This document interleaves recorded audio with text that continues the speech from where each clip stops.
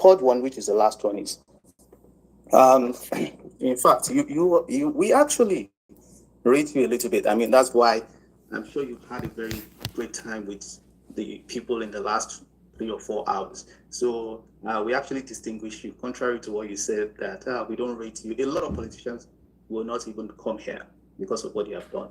But you started your politics in a very interesting way, being very aggressive, feisty.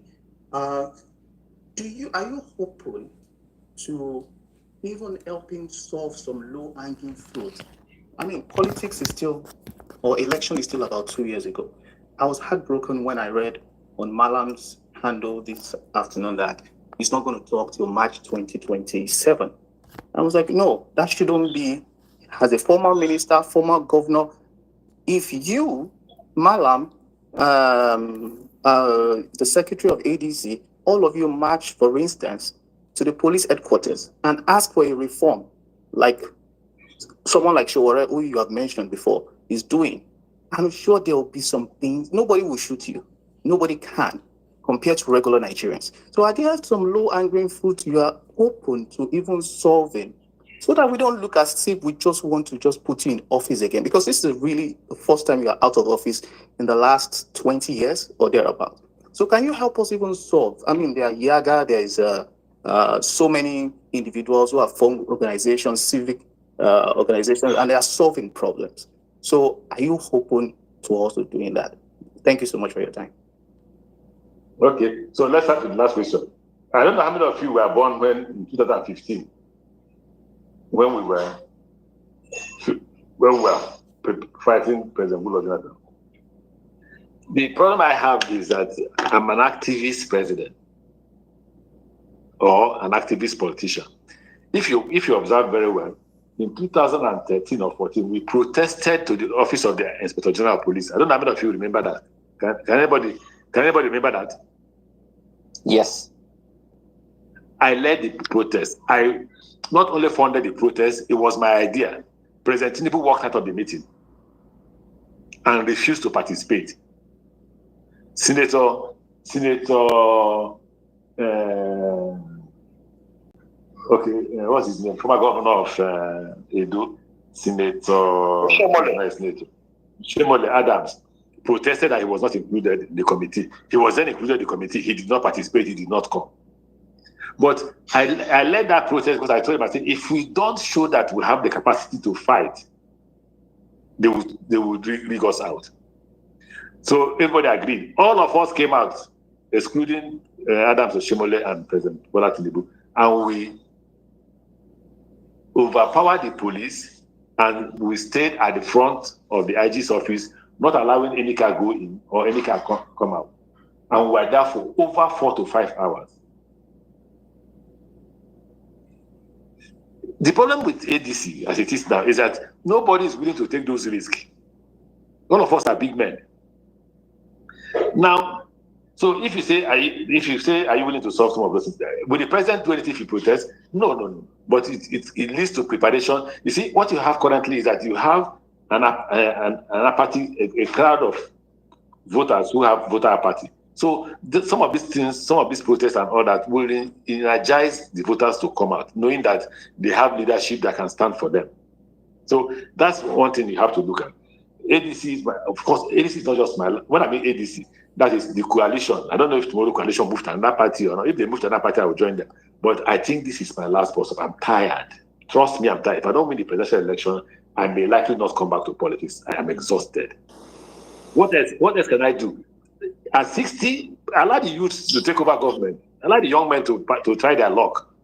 That's the same way I was allowed to try my luck. So if I run the general election and I don't win, I may possibly not come back to politics. Because what else do I want? The only reason why I'm in politics now is because I want to make changes in the current Nigerian nation. If, therefore, I'm not allowed to do it, I will go home and sleep. I was just talking to my wife the other day. I said, this is the period we'll have sat down to enjoy ourselves, enjoy our lives. But now we should have been traveling on vacation, going to football matches and all that. We're not able to do it because we are here struggling to see how we can change Nigeria. So trust me, ADC is my likely bus stop if all of us remain in ADC. But if the ADC moves, if the coalition moves to another party, I may likely follow them to move to another party, which I doubt that they do. My influence in River State, hey, difficult to answer. It's important you go to River State and find out.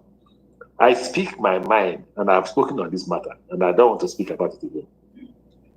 And if you ask me what is my solution, no president has the power to suspend the government. I was once a governor.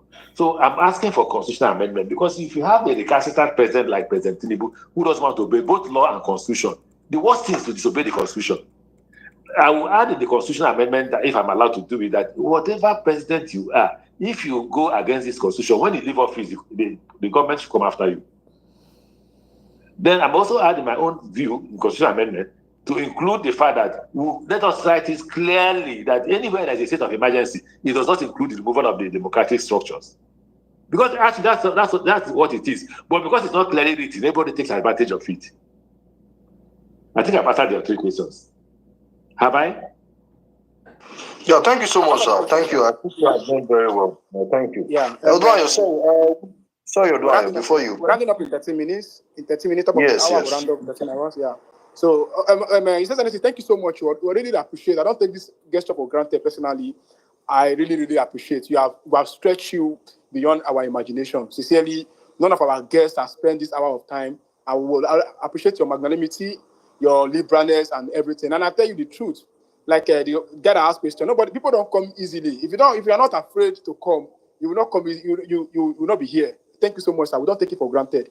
Yes, United, please. Your one question. No, where is the guy who says he's not is he around now? now? You see, I find it difficult. See, Twitter here, a lot of people come with a lot of toxicity, right? I brought him up. Network brought him down. He accused me that I removed him because I'm from Satana. Me that supported Buhari 3 times when he was running for president of Nigeria, and here he's telling me that I'm a Satana. That's why I'm doing Satan agenda. No, so go back to him. Go back to him. He's not here, sir. He's not here, sir. He's not here. He wrote it on his timeline that I remove him, and I remove him because from the south, he's from the north. You can imagine that kind of blackmail, right? Honestly, for the interest of the party, kindly reply him by saying you are still waiting for him, and I'm willing to wait for him. Sincerely, by the grace of God, I was looking out for him to bring him back, but unfortunately, anyway, I'll bring him up, sir. I'll try to bring him up. Yes. So send him this and say that we are still waiting. I have a lot of Northerners here already on this place. If it's Northerners, but that person, bring that person back. I beg you. All right, sir. Thank you so much. I will do so now. Yeah, United. Okay. Thank you, Odunayo. Good afternoon. Your question, please. We are running out of time. Your question, street question. Okay. No ring. Greeting. Hold on. My question. I have a question and maybe a concern that I would like Honorable Minister to respond to. Sir, you've been in the corridor of power or politics now for. Please, I respect the fact that you are my friend, and I respect the fact that we are very close, and I respect the fact that you should be able to respect me here. I said, just go your question, no dilly-dally, just go your question. A lot of people are here. I want to round up by 2 o'clock Nigerian time. So thank you so much. I want to make sure that we were able to get everybody here and we go home. That's the honest truth. Thank you so much. Please, thank you. Just go straight to the question and leave all this, whether he was governor. He's already know that he was a governor. There's no need of about that, please. Thank you.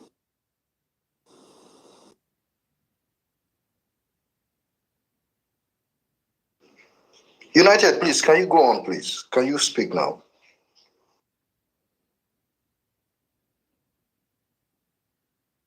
Okay, thank you. I was muted. So my question is on the election rigging, because until when I started hearing this comment from you as a politician, before I always think that election rigging are just rumors, speculations. But you have said it on the TV and you have said it here again that so it does mean that yes, politicians do rig elections. So would you use this opportunity to apologize to Nigerians for maybe probably the ones you've been part of before, so that we can know that you are now we can now trust you we cannot trust you. So how do you think that, what can you do to make us believe that you are now a changed person?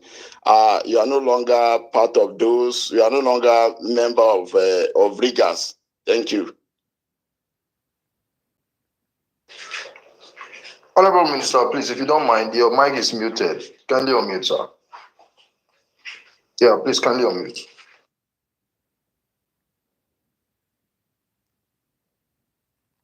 Can you hear me now? Yes, sir. Yes, Yes, we can sir. hear I you. can hear you. We can, sir. We I can. didn't meet you to. People must find out this YouTube man that missed the mic. Okay, so I was saying that I challenge any Nigerian politician, living or dead, to come forward and say I was part of rigging. Any. In fact, all the appointments given to me by APC to join election planning committees, I have refused to participate. No, there was no one I participated. Why? Because I know what they discuss. I listen to them, I hear them. Once they start talking, if I get the ticket, I will reveal all those things. I won't reveal it now. I will reveal it because ADC must prepare for those things. Once they start talking those things, you know that they're heading towards rigging. They will bring governors, they will go to government agencies and get money. But the rest, I don't want to say it until I win primaries. Now, I've never sat down, including River State, to participate in any rigging whatsoever, and I will not do it. What I promise to do now, going forward, is to stop rigging. So, apologize. The answer is no, for committing no crime. If I committed a crime, I will apologize, but I didn't commit any crime, and I didn't participate. I challenge, don't forget I said I challenge any Nigerian to produce evidence that I participated in any election rigging, and I will apologize to Nigerians. So I'm not among those who say they'll be one and then they change the result. I didn't change any result. I will agree to an extent that there'll be one River State. But unfortunately, the result that came out was different. But how it happened, I have no idea. Thank you. Yeah, thank you so much, sir. What's it called? Caller D, please. Straight to the point, please. Caller D. Okay, thank you. Mr. Amaechi, sir, I have just 3 questions. One, if after knowing your stand on zoning, Sorry, Scholar did there. I can't hear him. Can anyone hear him? Yeah, I can hear him. He's speaking already. Okay. So, Caller D, please.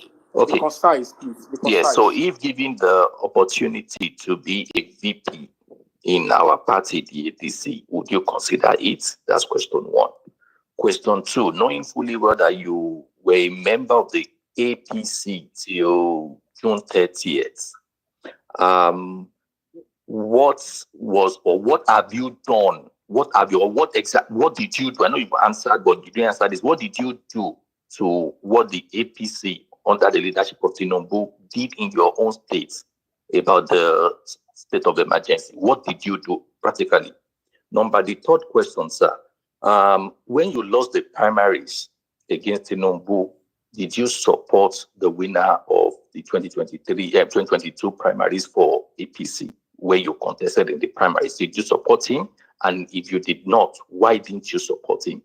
And lastly, sir, you mentioned... I think I've answered that question already on your second question, why he did not support him. Please, I asked him if he did and why. If he did, let him tell us if he did. He said he's not competent. He said Tinubu is not competent. That was the reason. And I think I remember this.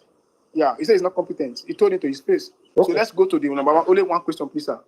Yeah, I've asked 2. Then last question is, you mentioned people abusing people online. Can you cite an example of such abuse? Thank you. Okay, don't let them abuse me too. I will not cite an example until I win primaries. When I win primaries, I will do what I did for Buhari. I set up I employed 150 young men and women and bought 150 computers and gave them 150 tables and chairs. If you abuse Buhari, they should abuse you back. If they want you to answer any question, they should answer the question. So all this abuse now I can take it to, but if I win primaries, you'll be shocked. I won't even do 150. I will do nearly 500 to 1,000 unemployed youths who know how to handle computer and who know how to do what people are doing. Like you said, I'm an old man at 60. So I'll get those young boys and girls who can do it. Then if you abuse me, they will abuse your grandfather, great grandfather, your father, your mother. and then we'll be going on like that. If you don't want to play the same politics, listen, this is not time to. I'm a gentleman in Nigerian politics, but this time is what the people call egu chichanya. Egu chichanya is, you get a point where the drummer is drumming. You're dancing like a madman, until you win. They will not call you, oh, you have won, then you stop. So people are abusing people. People are they are talking rubbish. In fact, blackmail, everything. But that's not where we're going to. What we're going to is who will be the candidate. Because you may say something that's very hot and now, and then you emerge as a candidate. The person you have hot will not be happy now. So why not keep quiet and pray that you emerge as a candidate of the party so that it can carry everybody along. That's the answer to that. The next question you asked, I'm not contesting to be a vice president. I will not be anybody's vice president. I don't have to be vice president. Check the record of those who have been vice president. They have no job. In fact, as soon as you win, the fifth columnist will come out. The fifth columnist will make the vice president and the president not to be. In fact, the vice president becomes an errand boy. He goes on to represent the president. He goes to commission project for governors. He goes around. I won't do that. Instead, I would rather be a minister. You have a specific responsibility as a minister.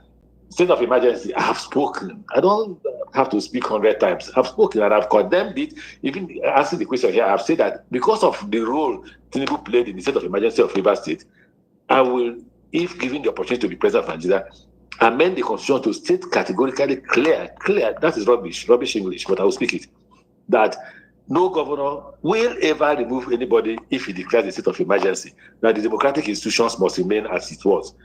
I said that. And I said that in such an amendment, you it's the same. You make it clear that no governor can be removed from office except by the recognized constitutional provisions, which is impeachment or death. If not, no governor.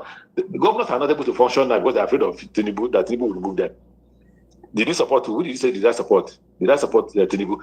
Of course, I told him I won't support him. Tinubu's presidency has damaged Nigeria a lot. He brought Muslim ticket. You should ask whether the Christians are happy about it and all that. He should have made the sacrifice of not even running if he loved Nigeria.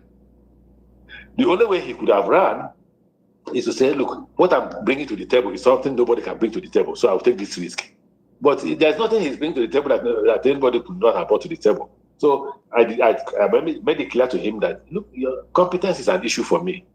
The next issue people will look at is possibly the Muslim ticket. But it may not even matter about Muslim ticket if you deliver Nigeria, if you change things in Nigeria. But these are the 4 questions you asked. All right, thank you so much, sir. Haruna Ahmad. Okay, but I think this question. Yes, I think you did so very well. You can't be satisfied to the extent that maybe, sometimes people ask questions with the present intention. But I think in my own thinking, I think I've done justice already. Haruna and Ahmad. Haruna. Okay. Good afternoon, everybody. Please, don't you confirm that I'm audible? I can hear you. Yes, you are audible. Yes, you are audible. Okay. His Excellency, I just want to, since that's so you go straight to the point. I had a lot of things to say before now, but I'm from Kogi State, and say them. Wait. Let me give you the privilege to say them. Okay.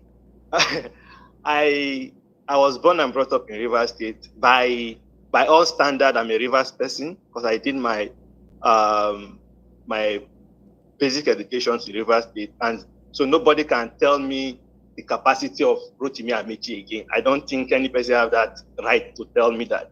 And my biggest problem that I've always had with you is the fact that, and you just said it now, is the fact that you don't want to run mad in an arena that is filled of mad people. The entire Amaechi is totally off the social media, and I'm very grateful about that. No, I understand what sorry. So I have a problem with your media team that they want to deny us what you have done, your records in Rivers State on the what they call it, on the ground that you did not support GEJ. So we know what happened. So I want to ask a question. My question is, what happened to the dredging of River Niger during your time? Because that is one that is particularly personal to me because of the economic this thing that is coming towards that. So I also want to ask, what's happened on that since there is no time? Let me just. Okay, so when we do, can you hear me? Yes, sir. I can hear you very well, Yes, sir. sir, I can hear you very well, sir. Okay, so when we took over power, President Jonathan had awarded a contract of 26 billion naira to somebody who actually lived there and was brought up in River State like you. And he had approached me and said he had been given the contract of 26 billion naira to dredge River Niger. And I told him it takes much more than what he's doing to dredge River Niger, and that I will not go ahead with the contract. The reason is I say, who are the people using the water? We need to first establish the economic benefits of River Niger. In fact, we gave it to a Chinese company who said they will bring their money to dredge the entire River Niger and make it a transportation vehicle for goods to the sea. And at the end of the day, when they looked at the cost of dredging it, it was 600 billion. So 26 billion was just for sharing. That's what 26 billion was. There's another Nigerian that wanted to do it himself without federal government resources. He also went in and saw that there was no economic benefit in achieving it. What we need to do is, because it's one source of water transportation for the north, is that if I win the presidency, we look at how to make it economically viable and dredge it from the source or from the beginning of where it began from the north up to the ocean, passing through this. And again, the problem is that it seals immediately. So what I directed them to do, and I thought they did it, was to buy a dredger. And then the then SGF was in charge of what do you call that organization? NIWA. And I approved money for them to buy a dredger. I don't know if it was bought or if they saw the money, but I approved money for them to buy a dredger so that we can be dredging it by ourselves instead of getting contractors to dredge it. That's exactly what happened to the Niger. As for my media team, we agreed that let's focus on primary first. Primary is not on social media. Primary is like you and I in Kogi. If I meet the leaders of Kogi, leaders of ADC in Kogi, and they agree to vote for me in the primary, that's more important than going to social media, fighting in social media, and all that. And that's why I said earlier that if I win primary, I will employ people that will fight that fight. I have a media team. I will get them back to start working. But for now, we agree to focus on focus on the primary, so I don't lose the primary. Thank you for your anyway. All right, thank you so much, His Excellency. Yeah, Ibrahim is back here now. Ibrahim, could you just take off the mic, Ibrahim? Ibrahim, can you hear me? Yeah, Odinari, can you hear me? Yeah, I can hear you, sir. All right, thank you very much, and thanks to His Excellency. In fact, you were especially requested by the Honorable Minister to come back. Yes, up. I was Honorable told, Minister, and thanks to Honorable Minister for advocating on my behalf anyway. And Odinari, please, you need to improve on your approach on holding spaces, please. And What is my approach? let me ask Odunayo, learn to believe this. All right, no problem, Excellency. I'm so sorry. Yeah. Your Excellency, can you hear me? I can hear you. All right, fantastic. So my questions goes this way. You have repeatedly mentioned about what you want to do when you become the president.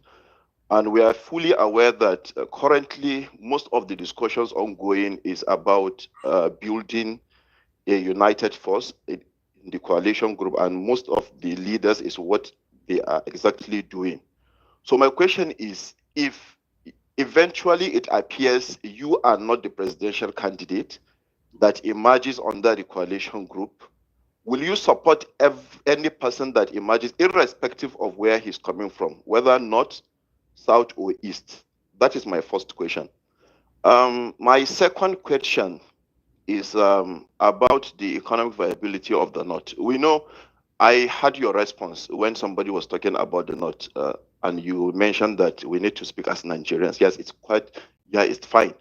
But let me be honest with you, we are northerners. Whether we are speaking as Nigerians or we are not speaking as Nigerians, we know where we are coming from, and we know the kind of struggle we are facing here in the north. Insecurity is there, and we also have issues around agriculture and the economic viability of the north. We know what the government is doing in terms of importation, And that in a way is affecting what we are doing in the north. So what exactly do you have for northerners if eventually you are going to be the president or you become the president? Thanks, and thanks again for the advocacy on my behalf. Okay, so Ibrahim, I had answered your first question earlier. I have said that whoever emerges in a transparent primary will be supported by me. But the key word is transparent primary. Now, and I also went ahead to plead with you people that they should go to the chairman of the party to plead with him to ensure that the primary is free and fair and transparent. So that question I had answered earlier. On the issue of the North, I don't think you love the North more than I do. Ibrahim, did you hear me? Yes, I can hear you, sir. Okay, so name for me how many Northern politicians have played the kind of role I played in the North. And I played them without having ambition. Please, I want to hear. That's me asking a question now. Name for me the kind of politician. When I decided to do Lagos-Kano Railway, I decided to do it. Nobody forced me. Let me tell you how I reached my decision. That's why I say stop claiming whether you're a Northerner, a Southerner, a Westerner, or Easterner. Please be a Nigerian. Let me tell you what happened. I called the Department of Railways and I said, show me the railway construction map in Nigeria. And they did. And I asked the consultants that were present, what is the benefit of the Lagos-Kano vis-a-vis Port Harcourt Maiduguri? He said, can you hear me, Ibrahim? Yes, I can hear you, sir. Okay. Sure, I can hear you. Hear you. So the consultant answered that goods that will be moved from Lagos to Kano are 30 million tons per year, while those that will move from Port Harcourt to Maiduguri will be 11 million tons of cargo per year. I did not think that, okay, I'm a Southerner, I want railway in Port Harcourt, I was governor of Rivers State, I must give Southerners rail first. No. What I thought was the economic viability of the railway system in Nigeria. So I chose to construct Lagos to Kano. I started Abuja Kaduna as the low-hanging fruit. In less than 1 year, we had completed Lagos, Abuja Kaduna, and we commenced Lagos Ibadan. And within the second tenure, I commenced Kano Kaduna and commenced Kano Maradi. Haba now. I don't think you will love the North more than I do. Having done that, the next thing I did was Itabe Warri. Itabe is in Kogi State. It's North. I could have abandoned it. In fact, let me tell you one funny thing. To tell you how bad ethnicity is. They wanted me to construct a seaport in Niger. What's that place in Niger? Baro? Is it Baro Seaport? And I said, it's not viable. The water is less than 3 meters. That's the River Niger, I mean. And then a senator from Gombe, I won't call his name now, but he's in APC now. He was a governor. Put gun on my head that if I don't put it, he will tell the Northerners that I hate the North. I said, I hate the North to construct a river port in a 3-meter river. He said, yes, we did. Till today, nobody's using Baro. Till today, nobody has entered. As governor, I was ready to give it to anybody, but nobody has gone there. It's abandoned. We've wasted over 4 to 5 billion naira building the Baro River Port.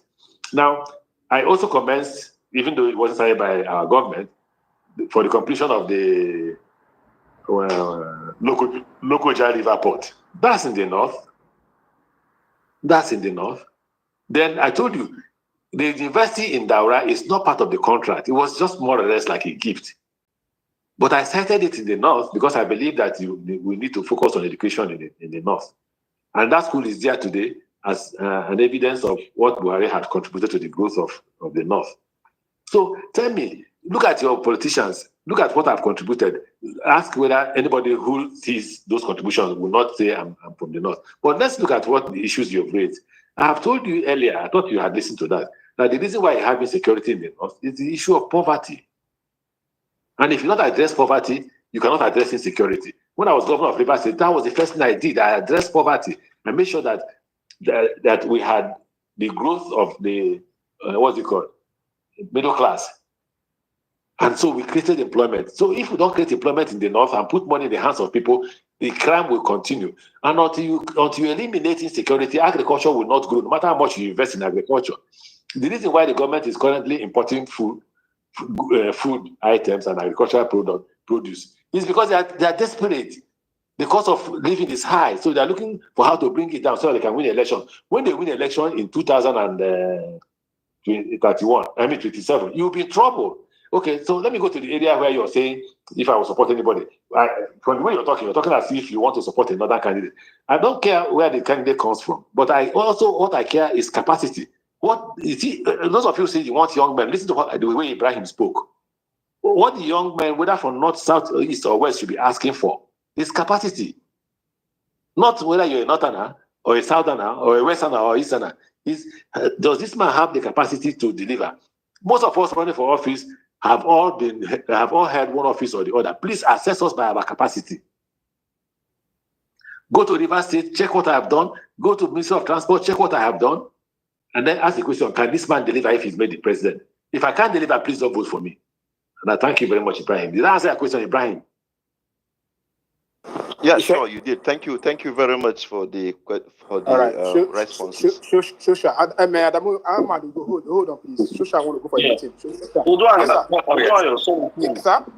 Oduayo, please, let me quickly say something, right? You know, we're going to shut down the space. Yeah, because on my own, I want to do so. You understand how it is, but I will do so already. I'm not bringing anybody up again, please.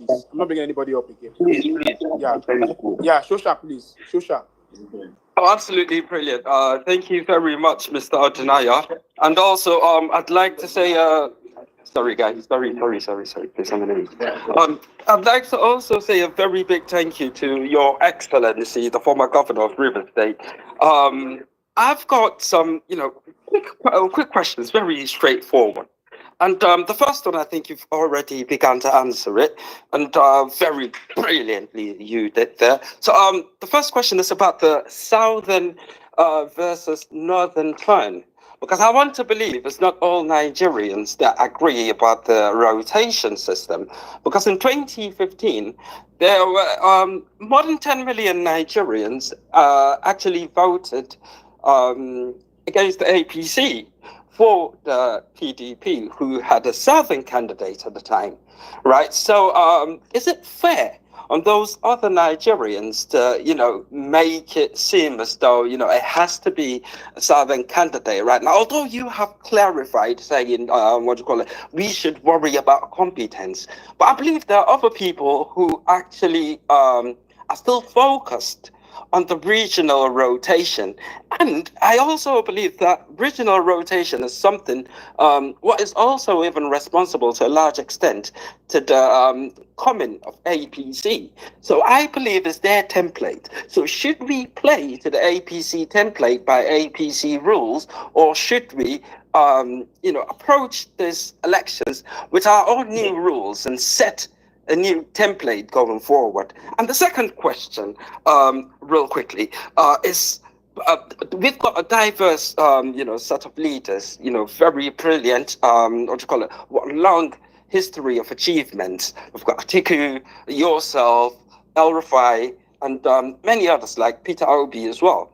But the good thing about that is, this is, it's an amalgamation of very strong leaders, right? And I believe if not managed properly, it could be one of our biggest weakness as the ADC. So how do we manage that, that particular area in terms of maintaining our strengths and working with our strengths, as opposed to letting our strengths work against us and it becoming a weakness?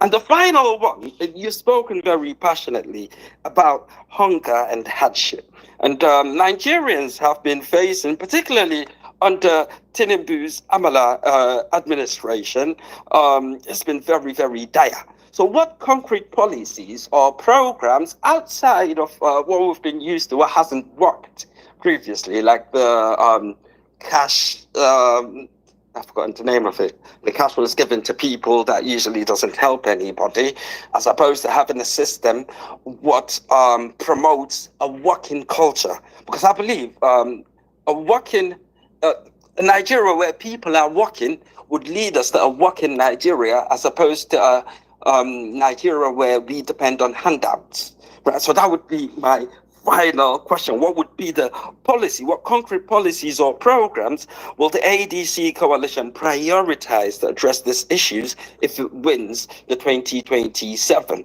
elections? Thank you very much. I truly appreciate the time. Okay, so I agree with you that what the rotational president does to those who believe in capacity is that it eliminates the opportunity to choose who they want to choose as president. I agree with you.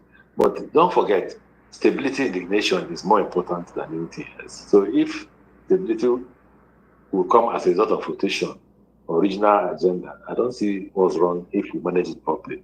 But to an extent, it will get to a point where it will no longer be useful. For me, I repeat, capacity is more important than where you come from. And I want to be assessed based on that, based on my capacity to govern River State, my capacity to govern. I was the star boy in PDP. People shouldn't forget that. Everybody went about mentioning my name in PDP in competition or comparison to Fashola in Lagos. So I would ordinarily say, okay, look, the South should be allowed to complete their tenure. Of course, I would say that. Of course, I would say that. That's for stability. But I won't say it publicly now because I don't know how it will be addressed by the party. I'm giving the party a chance to address the issues they need to address. But should I be supporting the Southern candidate? Yes. That does not mean that I don't have the capacity to govern Nigeria. I'm willing to challenge and compete against another candidate. I'm willing to do that. But I want Nigeria to go from north and south to a nation. We are not yet a nation. United Front, that's one of our greatest problems. Each person is doing one thing or the other. And it's what is slowing me down because I couldn't ask myself the question, where are we heading to as a party? If I wake up today, somebody's on the internet, somebody's in one state or the other. I can also go to those states, but I'm waiting to hear what the party will say. If by December they say nothing, I will begin my own. I'll begin to travel around and visit friends and talk to friends and all that about the primary. If you look at my candidature, you will see that I'm the only candidate who cuts across north and south. I am. I have friends in the north, I have friends in the south. I'm a southerner, and I have huge followership in the north. And I think that if given the opportunity to govern Nigeria, if given the opportunity to fly the flag of ADC, I will do better than what the current government is doing now. Another thing people have not talked about, and I've been watching people, is electability. Nobody has said about the electability of all the candidates in ADC. And I think, for me, I'm the most electable of them all. If you put another candidate, the chances of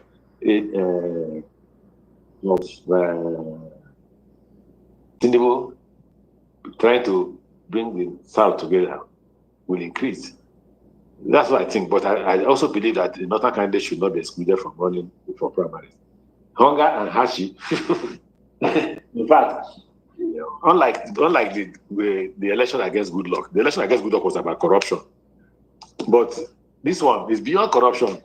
Corruption, hunger, poverty. That's nearly 76 million Nigerians have moved away from the out of the 270. Nearly 76 million Nigerians have moved away from the middle class to the class of poor people. So we need to do much more than that. But you're asking what are my policies? What are the economic policies? I've said here earlier, if you listen, I've said that one way to create jobs in Nigeria is social housing, agriculture, huge investment of agriculture. But agriculture is more in the north. We must accept it in the south than anywhere else. So for agriculture to grow, you need to tackle unemployment in the north.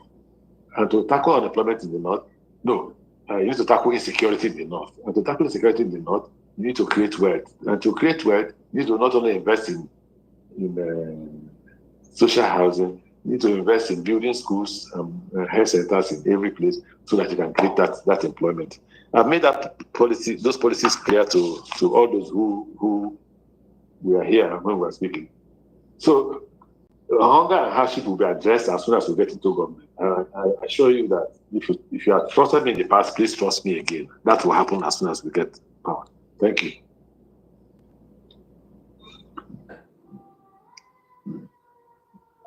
All right, thank you very much, Honorable Speaker. I think we'll have to move to Attitude. Good morning, are you there?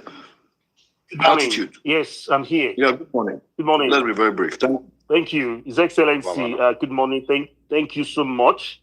A lot of leaders would run away from this. They don't talk to us. Thank you so much for coming, sir.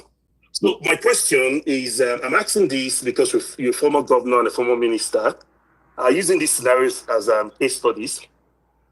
Nigerians are still uncomfortable and asking the cost per kilometer of the 37-kilometer claim to have been constructed in the coastal road done by this administration, and also the 39 billion claim to have been spent on the renovation of the ICC by Minister Wike, and now the newly approved 712 billion Nigerian naira to be spent on the renovation and rebuilding of the international airport in Lagos. Sir, what's your position on contract inflation and projects being done without subjecting them to proper bidding and due process, sir? My second question, sir, is, do you think anyone, when I mean anyone, I mean any of these actors in the coalition, yourself, His Excellency Peter Obi, His Excellency Alhaji Atiku Abubakar, and others that are yet to come, do you think anyone should break out and run alone if they lose in a free and fair primaries? Thank you so much, sir, for the privilege. Thank you. Okay, so I don't agree that anybody should, because first and foremost, why have we formed the coalition? The moment a primary is conducted and somebody emerges, we should all support the person who has emerged.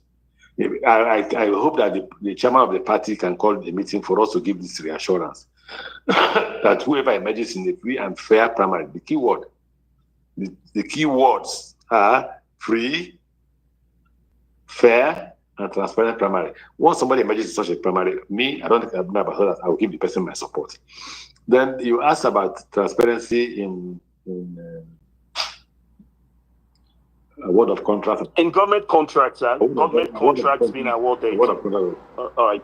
This government lacks the word transparency, so it's wrong to ask the question. This is absolutely wrong. In Buhari's government, a lot of contracts were dropped because they did not comply with some requirements of the public procurement department. Not that they didn't go through there, they did, but there were some deficiencies and they were thrown away. I remember the contract was awarded for the establishment of the deep blue sea security architecture. It took nearly 5 years for it to pass through public procurement before the contract could be awarded. But this government, I don't want to say anything. I want to leave it until I win primary. So come back home if you're not at home to work for us to win primary. When we win primary, I know APC very well. I was among those who set up APC. And I will open up to Nigerians and get Nigerians out to fight APC. But I have to win primary first. Thank you. Yeah, thank you so much. Thank you so much. Who spoke last, please? Who spoke last, please? Attitude spoke. Attitude. All right, Mr. Ahmad will speak right now. Ahmad will speak right now. Please. Okay. Good afternoon, everyone. Good afternoon, Honorable Minister. Thank you for giving me the opportunity to say something. My problem is with the ADC. As for me, sir, you are a leader in the coalition. And yesterday I was watching Politics Today, and I saw the former flag bearer of the 2023 ADC presidential election, Dumebi Kachuku. He came with 5 state chairmen of the party, and they were claiming that there was an MOU that was signed, like to bring His Excellency David Mark on board, that they were not part of those people that signed that MOU, and that there was a judgment that has already suspended the chairman, Nwosu, as the party chairman. So he is not even the chairman legally, sir. Please, sir, what can you tell us about this? Because without ADC, I think everything we are doing here is not possible. So we don't want any problem coming with the APC. They can do anything to sabotage this journey. Thank you very much, sir. Well, all I can tell you is, allow me to speak. I want to see if not for this interview, I want to see the national chairman of the party. the letter I can tell you here is that they are sponsored by the office. Two offices have been sponsoring people against us. One is Office of the National Security Advisor. Another one is Office of the DG SSS. But again, ADC must brace up to this. They are scared. If they're not scared, why are they trying to breach the sanctity of ADC as a party? They are scared. They want to rig the election by not having any candidate fight against or contest against the president, or even of any strong party featuring any candidate. That's what they're trying to do. But ADC must expect it and be ready to fight. I'm willing to fight. I'm very willing to fight. But we should know that this is what they're planning. This is what they're doing. But I can't say much on this until I see the national chamber. All right. Thank you, Ahmad. Budget, please. Budgets.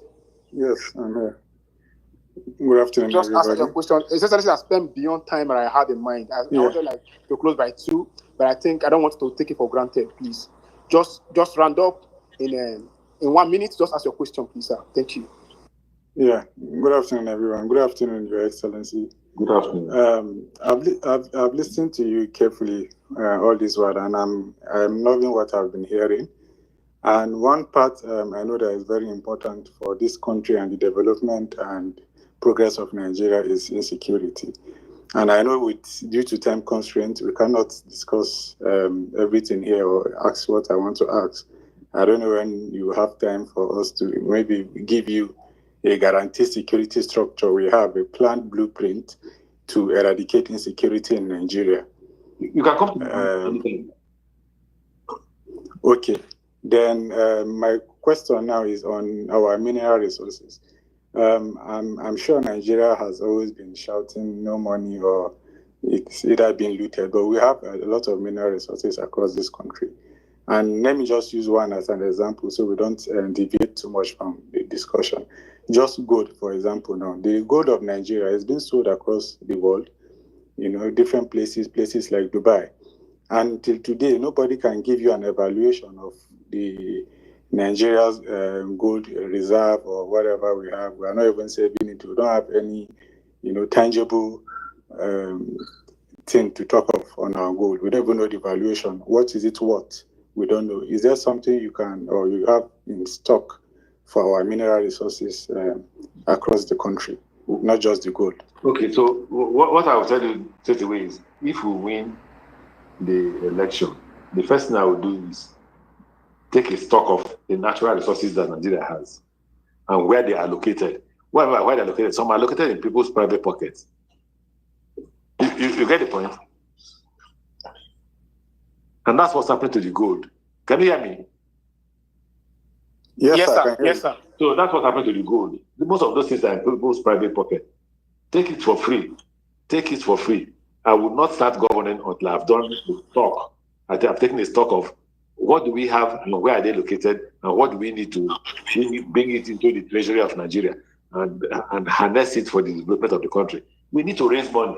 We cannot raise money when the money is in private pockets. You understand that? So that's one of the first things that we'll do. Thank you. Thank you so much, sir. All right. I think let's quickly move to Adamu. Bishop Adamu, please. Bishop Adamu, please. Okay, Bishop. Sorry, Bishop. Apologies. All right. Bishop. Thank you. Then Lemona will do next. Yeah, thank you. Good afternoon. Thank you once again for. Please just ask a question. 1 minute is okay, please. My question is straight. I listened to your presentation regarding how you intend to approach constitutional reforms if given the opportunity to serve as president of the country. However, my main concern is this. Like in 2023, after the current administration was sworn in, the National Assembly was largely opposition, even though it wasn't a bloc by one party, but it was largely opposition parties that constituted the larger part of the controlling votes in the National Assembly. Now, 2 years down the line, everybody's pretty much in the ruling party because they've cross-carpeted. Now, if given the opportunity, how do you intend to balance your interest, and get your bills passed by a National Assembly, assuming the National Assembly is constituted by the opposition, by an opposition party. Let's say you become president today, and there are 70 senators from APC and 250 House of Rep members from APC. Are we going to end up the same like today, that we'll have the same old people cross-carpeting to get favors from the serving administration, or are we going to have the law being forced if you decamp from your party while as an elected official, National Assembly official, lose your seat immediately, or we're going to go back to where we are today? Because we are quite apprehensive about that, because a lot of leaders will say they're going to do X and they'll end up doing Z. Why? Like in plenty of people that labored for the Labour Party in 2022-23 and got people to the National Assembly are not disappointed, because those members that they got to the National Assembly are now in APC. Thank you very much. You know, when you hear about people carpet crossing, can you hear me? Yes, sir. Yeah, I can hear you, sir. When you hear people carpet crossing, it's engineered by the president. I will not engineer it. I've told you what to do. I will not govern without consultation with the leadership of the National Assembly. First, I will allow the Assembly to elect who they want to elect. I will not intervene or interfere. No, I will not interfere with their process. I will let them choose whoever they want to choose as the Senate President and Speaker of the Parliament and officers of the Parliament, because I was once a Speaker. So when they then choose who, I will sit down with them and say, look at the country. Do you like it the way it's going? Can we sit down and know the number of flaws? There is nothing we will do that. I've talked about constitutional amendment. The president has no powers to amend any constitution. It is the National Assembly that has powers to amend the constitution. The National Assembly cannot conclude constitutional amendment without the states. So it will be an inclusive, everything inclusive. I will get everybody together, the governors, the speakers of state parliament, the National Assembly, the president. I will get interest groups. I will get the North, the South, the East, the West, everybody. I'll get everybody together to sit down and agree with me. Whatever we agree is what we are going to do as per constitutional amendment. We're not going to do those jamborees anymore, because we have had a lot of those jamborees and not getting. What you get is the will of the president. This time it will be the will of the people. We will ask for representatives of the people. If it's the North, we'll get to talk to Arewa, we'll get to talk to other leaders in the North, will give us names of people who will represent them in the meeting that I will have with them. I will get the National Assembly to participate. When we amend the Constitution, we will reduce the capacity of an individual to just get up and move to any party. The reason why people move to parties is not because of money. They are moving because they are afraid that the president will write a result and they will be out of parliament. So the moment you do the electoral reform, their confidence will be emboldened. Trust me, this will be done quickly. Thank you. Mr. All right, thank you. Okay. Good afternoon, everyone. Excellent. Good afternoon. How are you? I'm very well, thank you. So I want to ask, you just approached the topic that I wanted to speak about when you mentioned electoral reform. And in speaking about electoral reform, I'll speak about the judiciary.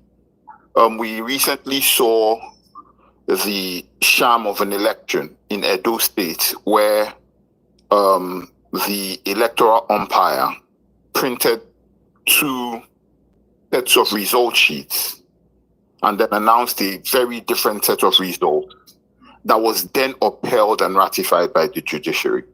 So it gives a lot of people a crisis of confidence, if you will, as to whether it is even worth it to go into the elections, seeing as APC is in possession of or is in control of all the levers that govern the electoral process, which are the security, the INEC. I mean, the president is going to name a new INEC chairman in October, I think. Yeah, I think in October. Also, I mean, we are seeing where an immediate past resident electoral commissioner is now named as INEC, as APC chairman. And so the question is, what is it that the ADC is putting together to even give us confidence that, that this is worth a fight in the first place? And this is not something where, the ruling party will just sit down and write election results.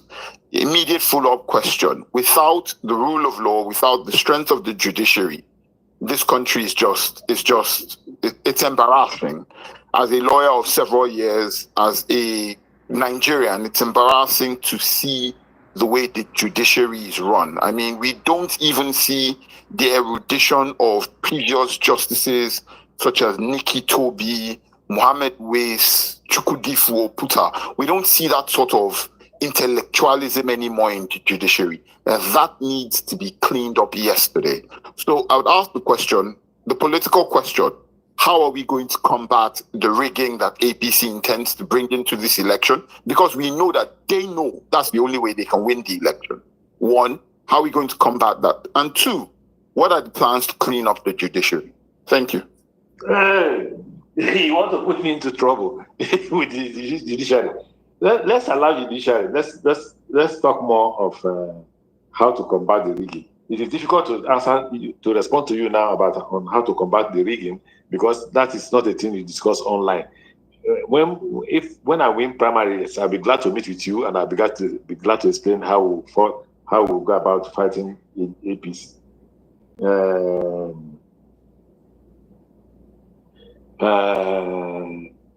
But key, okay, I know that you will say that electoral reform can only happen when I win the election. It cannot happen before I win the election, supposing we are rigged out. But we are rigged out only. See, let me tell you the strategy of APC. They are continuously trying to convince Nigerians that they will rig. That is the one way to stop voters from coming out, knowing that they will rig. Let the voters know that they will not successfully rig because we will not allow them to rig. Let us agree on that. But as members of ADC, let's also agree that we can't discuss this thing online. We will discuss this individually. My house is open and free. You can come to my house and we can have that conversation privately. Thank you very much. Thank you. All right, thank you so much, sir. I think we'll just quickly allow Sweet please. Can you just round off? More, please. One question, please. Yeah. Yeah, so good afternoon, Your Excellency. My question is very straight. You said you're going to stop the coastal road because it's an avenue for corruption. So the question is, are you also going to stop the Sokoto-Badagry coastal road? And in extension, which other policies of the APC are you going to reverse when you if you become president? Thank God you said you asked this question. I didn't say I will stop the coastal road. I just told you, I said that, look, in place of the coastal road, if I were this government, we should just have done the bridge from Oron to Calabar. Once you do the bridge from Oron to Calabar and you expand the east-west road, you achieve the same objective as the coastal road. And I'm saying that the money you are spending building the coastal road will have been saved, because what we need in the south is a motorable road, and the east-west road should be made motorable. Currently, it's not motorable. Everybody knows that. Currently, there is no link between Akwa Ibom and Cross River. The people from Cross River are suffering. They can't even they can't go to any part of Nigeria. They are locked in, and some of them are still talking about APC. What APC nonsense is that?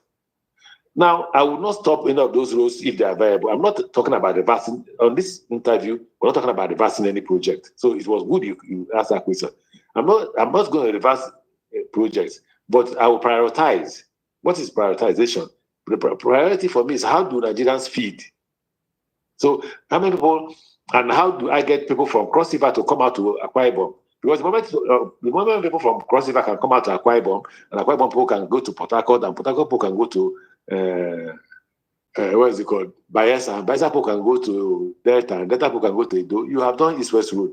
So I'm not saying we are going to stop the coastal road. I'm just saying that priority is of importance to me. So while we may, at the end of the day, fund those roads, if we have the money to fund it, we will first focus on how do I put money in the pockets of Nigerians? How do I make Nigerians happy? That's what I said. All right, thank you, Your Excellency, sir. Really appreciate. Sweet Gem, you're the last person on this space. You are a woman, and Your Excellency, you'll be hearing a better voice from the voices you have heard for a long time. Sir. Well, thank you very much. Good afternoon, Mr. Amaechi. It's good to have you on the space. My question is something that I feel is often ignored, right? we have the middle class, we have the elderly, we have the youths, we have all of these groups.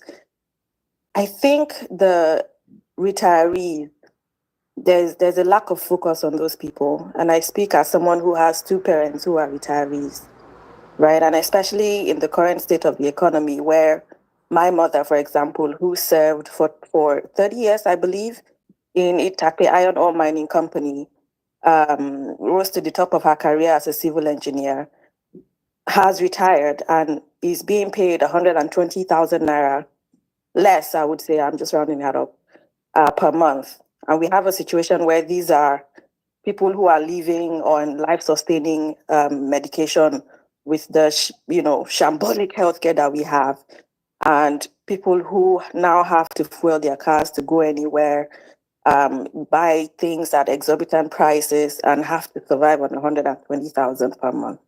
It's not doable, right? So my question is, are you able to make a commitment right here now that the pension scheme of the country, especially as it relates to civil servants, I can be expanded to everyone, would be reviewed to care for people who have served the country for the whole of their careers and have now retired and should really be taken care of? Are you able to make that commitment?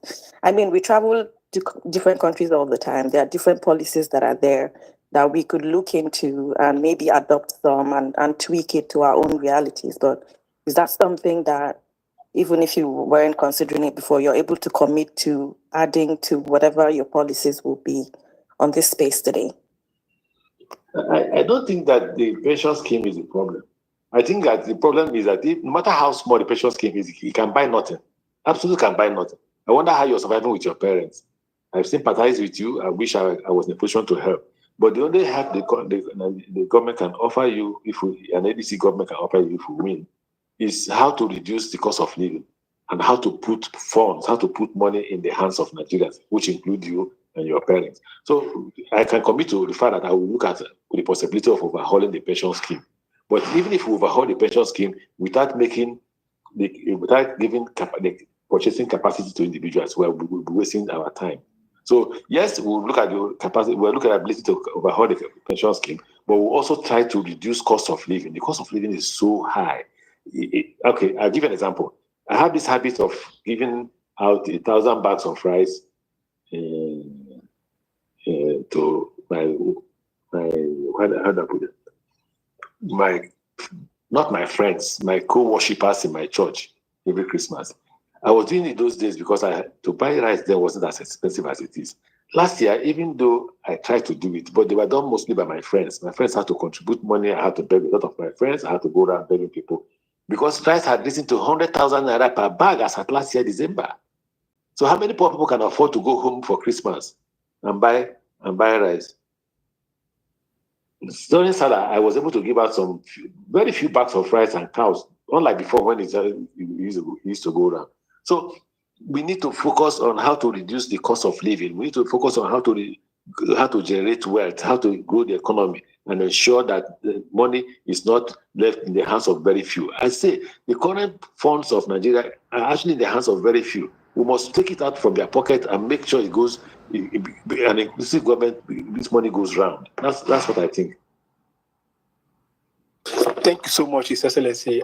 I cannot say thank you enough. I cannot say we appreciate you enough. You have spent time beyond what I actually imagined. I worked throughout the night and I have not slept. And personally, I'm tired. But I want to appreciate the fact that despite this all time that you have spent here, the time you have spent rather, you have not shown any kind of somebody who is tired. My friends are like, you are tired. I say, I understand you should be tired. But you have spoken very well and answered the question in a very intelligent manner as you are. Thank you for being very open and very, very dependable ally here. The young people here are very, very happy to hear from you, for you to ask them, for them to ask you questions, and you answer them even in your sincere manner. Everybody here can understand that you are not pretending. You are not pretending when you answer this question. You answer the question with the best of your ability, and I think very well that I understood it. I heard you very well. Most part of the program, I'm here and I listen to you very well, and I can say very clearly that you did very, very well here, sir. Esteem. All right. Thank you so much. Thank you so much once again, Your Excellency. We do not take this opportunity for granted. We really genuinely appreciate the fact that you've been here with us for more than almost going to 4 hours now. Thank you so much. I think my take out from this particular conversation is that you have rightly said that nothing has been predetermined by the coalition. I mean, the leaders of the coalition as to who would be the presidential candidate in the 2027 general election. You equally said that you are ready and willing to work with whoever emerges from a free, fair, transparent primary. Then you went further to say that you are not contesting to be VP to anybody. And then I think you sort of like admonished youths to get involved in active politics, in order for them to rescue their nation. So thank you so much, sir. It's been a pleasure and an honor hosting you this afternoon. Thank you so much. We appreciate you. So I would like to. Many people on my DM. Yeah, before I close, sorry, Oduayo, before I close, I would like to appreciate everyone who have been here with us from the beginning and those who joined us later. God bless you guys. Thank you so much. Yeah, His Excellency, sir, can you hear us, sir? Yes, I can hear you. Yeah, there are a lot of people who do on my DM who have been your fan for a long time. They don't have opportunity to speak because of the time frame. And I think very well that when something takes too long like this, it becomes boring and everything. So we look forward to bringing you back again in the next future so that you can answer many of these questions. But while we are doing so, many of them are ready to support you in many ways with their skills, with their talent, with their creativity. And they are saying this is their intention. And then, like you said, your doors are open. So maybe I will reach out at the back that channel on that behalf so that we can see they can in their own little way. That's their own intention, and I appreciate the intention towards you, and it's just what it is. A lot of them here, like Madam Jem and all that, actually appreciate you so much in that sense. And then they see you as somebody that they look forward to meeting in the future, and they met you today, and it's a big deal for them. Thank you so much, sir. Okay, so let me also thank you for giving me this opportunity. It was quite a difficult decision for me to make because we had agreed as a team that I should continue to keep quiet until we are finished with the primaries. The primary is essential for electoral election. Is it electoral victory or election victory? And I'm hoping that this interview today would have been able to generate more supporters for us because we need to be on the ballot. And I believe that, I may be wrong, but I believe that in the opposition party as it is, I stand a better chance of defeating President Bola Tinubu. I thank you very much. Thank you so much, sir. I really appreciate it. I hope you enjoy yourself here, sir. Sincerely. I did. I enjoyed myself. Thank you so much. So sorry for the questions. And then, sir, sorry, before you go, we'll come knocking at your door again as time progresses for you to engage the youth again. I hope you don't mind, sir. No, I don't mind. All right, thank you, sir. Have a great weekend, sir. Yeah.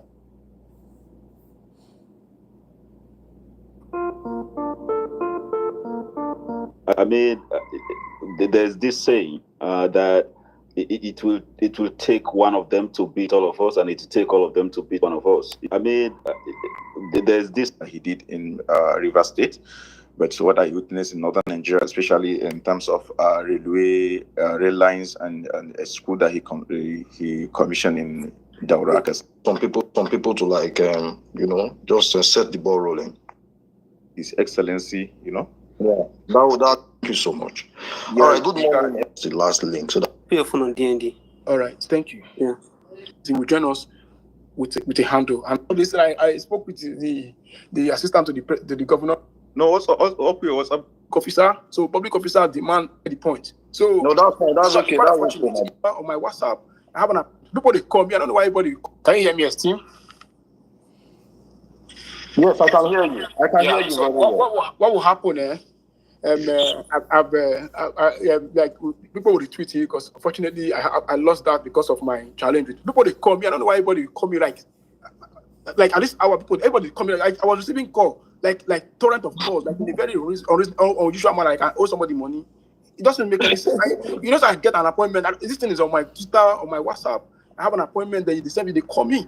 The thing just crashed the space. I'm not even they hear you for a long time. I have to even remove myself from the Twitter space, then come in again and reconnect. That was what happened to me.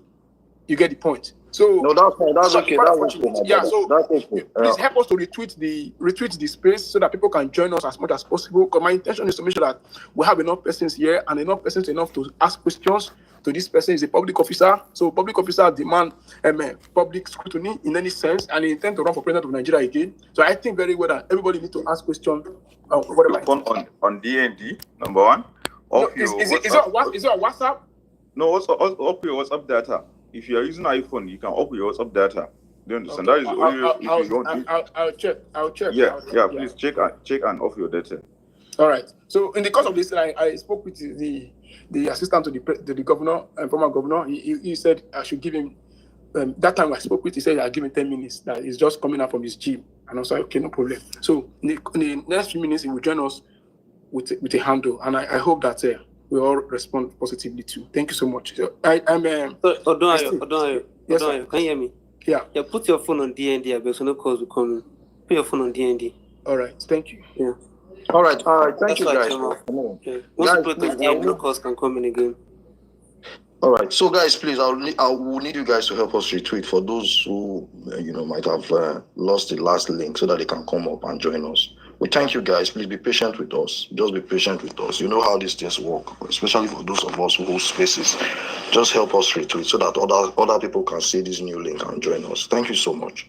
Yeah, all right. Good morning, you everyone. may correct the title, please. I know, I understand he did it out of rush. Please, you can correct the title, like he did in the earlier one, Media Chat with His Excellency. Yeah, that's better. I'll do that now. Thank you so much. So, Odonayo, please just go ahead moderating. So while I do the editing of the title of the space, we can bring in some people to just set. Yeah, they hear you. Yeah, what happened? All right. So please, I think we should allow. We have like 2 speakers already, right? So we should allow them set the ball rolling. Good morning, my brother, big brother, Benjamin Mayor.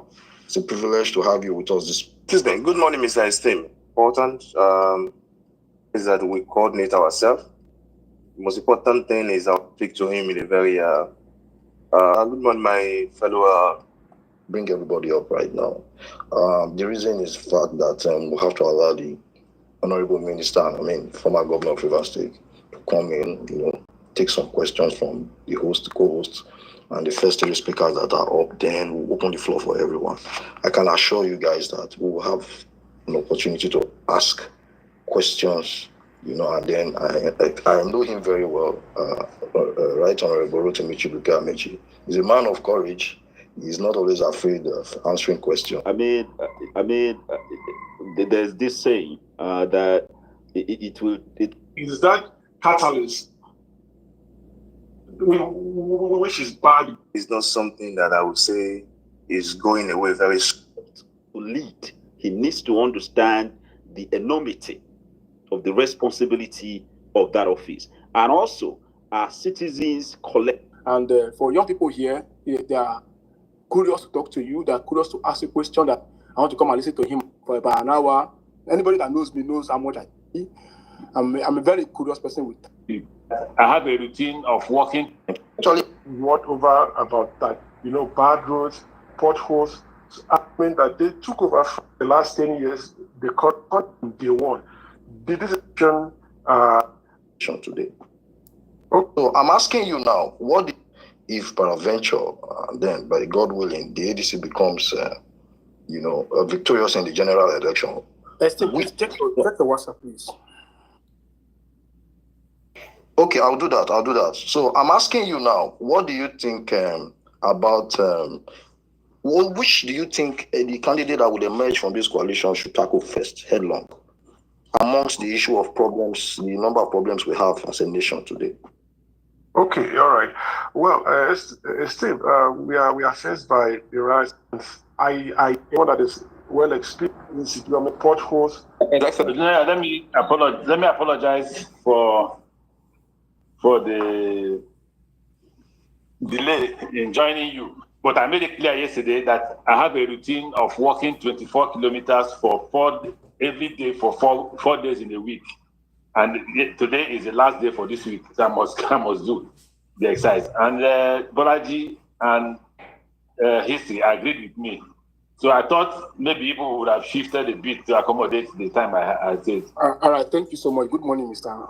Excellency. I really appreciate and I really I understand what you mean, but I wasn't brief personally. I'm a very curious person with time. I work with time so much. If you give me 10 minutes, I will come 5 minutes before that time. And I think one of the things I work with people is you have to be a serious-minded person. If you don't appreciate time, I don't think you're a serious person. And anybody that knows me knows how much I take to time. I take to time very, very well. So if I was told I would have put that in consideration, I would put it a time that will be convenient for you particularly. That's why I actually felt keeping people here for about an hour. And when I told them by it's 10 o'clock, and we're not hearing anything, there's nothing like 10 minutes. I feel very well that themselves, they have their own time and they must have proportional time for it. So, okay, I want to listen to His Excellency. I want to come and listen to him. I want to come and ask a question. So how do I do so, right? So they may have their own personal challenges and all that. So, but thank you so much, sir, for joining us. We really appreciate. And for young people here, they are curious to talk to you. They are curious to ask a question. They are curious to entertain you, sir. I really appreciate for taking your time out of your busy schedule to be with us. We don't take it for granted. Sincerely, we don't take it for granted. And we appreciate it very, very well. It is out of that curiosity that people were coming to, where is His Excellency? Where is His Excellency? And me personally, I don't put my mind where it is not true, right? When I tell you this person will come here, I must have got even ratification like even a day before these things. If I put it online, I say I have to do it because my integrity, my character, my person is at stake. So I don't put myself where you can doubt my character, first of all. So we can't even have the opportunity to doubt my character. So when I say it, I tell you very well that if I tell you good morning, that's what it is. If I tell you I'm with you, that's what it is. If I tell you I'm not with you, that's what it is. You can't buy me, you can't pay me. So that's why I say it very clearly, sir. Thank you so much. We really appreciate it. Esteem. Yeah. Your Excellency, good morning, sir. Thank you so much. We appreciate your being part of this media session this morning. As you can see, it's very unconventional. It's not something most of you are very used to, like what happens, what's obtainable at Arise and Channels TV. This is more of a space of the Gen Zs and the, young minds. So thank you so much. Thank you. I am very sure that those of us that are here, we have graciously accepted your apology, sir. Thank you so much, sir. You're welcome, sir. All right, sir. So please, I'll start. Before we start, please permit me to read out your profile for those on the space to listen. And I'll start by acknowledging from your early days. It's our usual routine whenever we hold our spaces, sir. Yeah.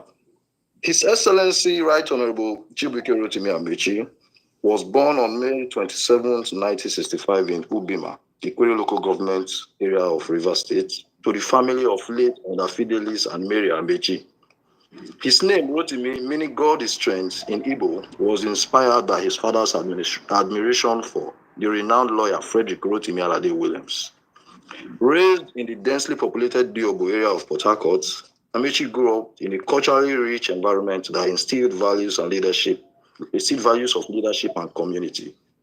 His early days were marked by a strong sense of purpose and determination, shaped by his Christian family background.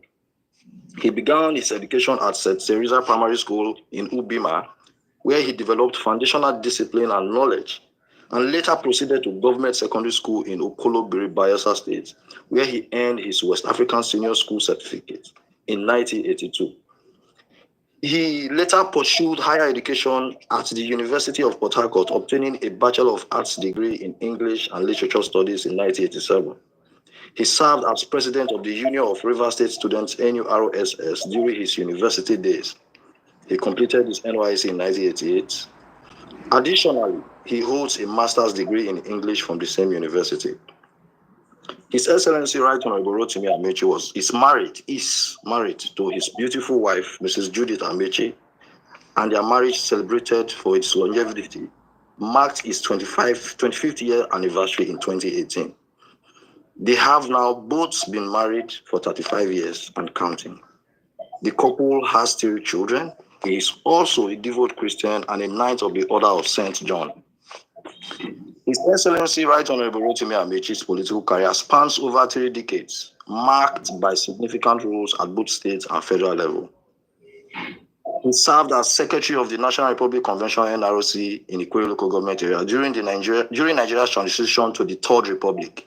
He was Special Assistant to the Deputy Governor under the office of Dr. Peter Odili, who was Deputy Governor of Rivers State then, between 1992 to 1994.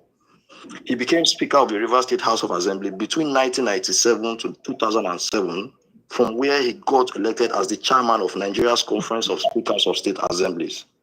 He became governor of Rivers State and served between the period of 2007 to 2015.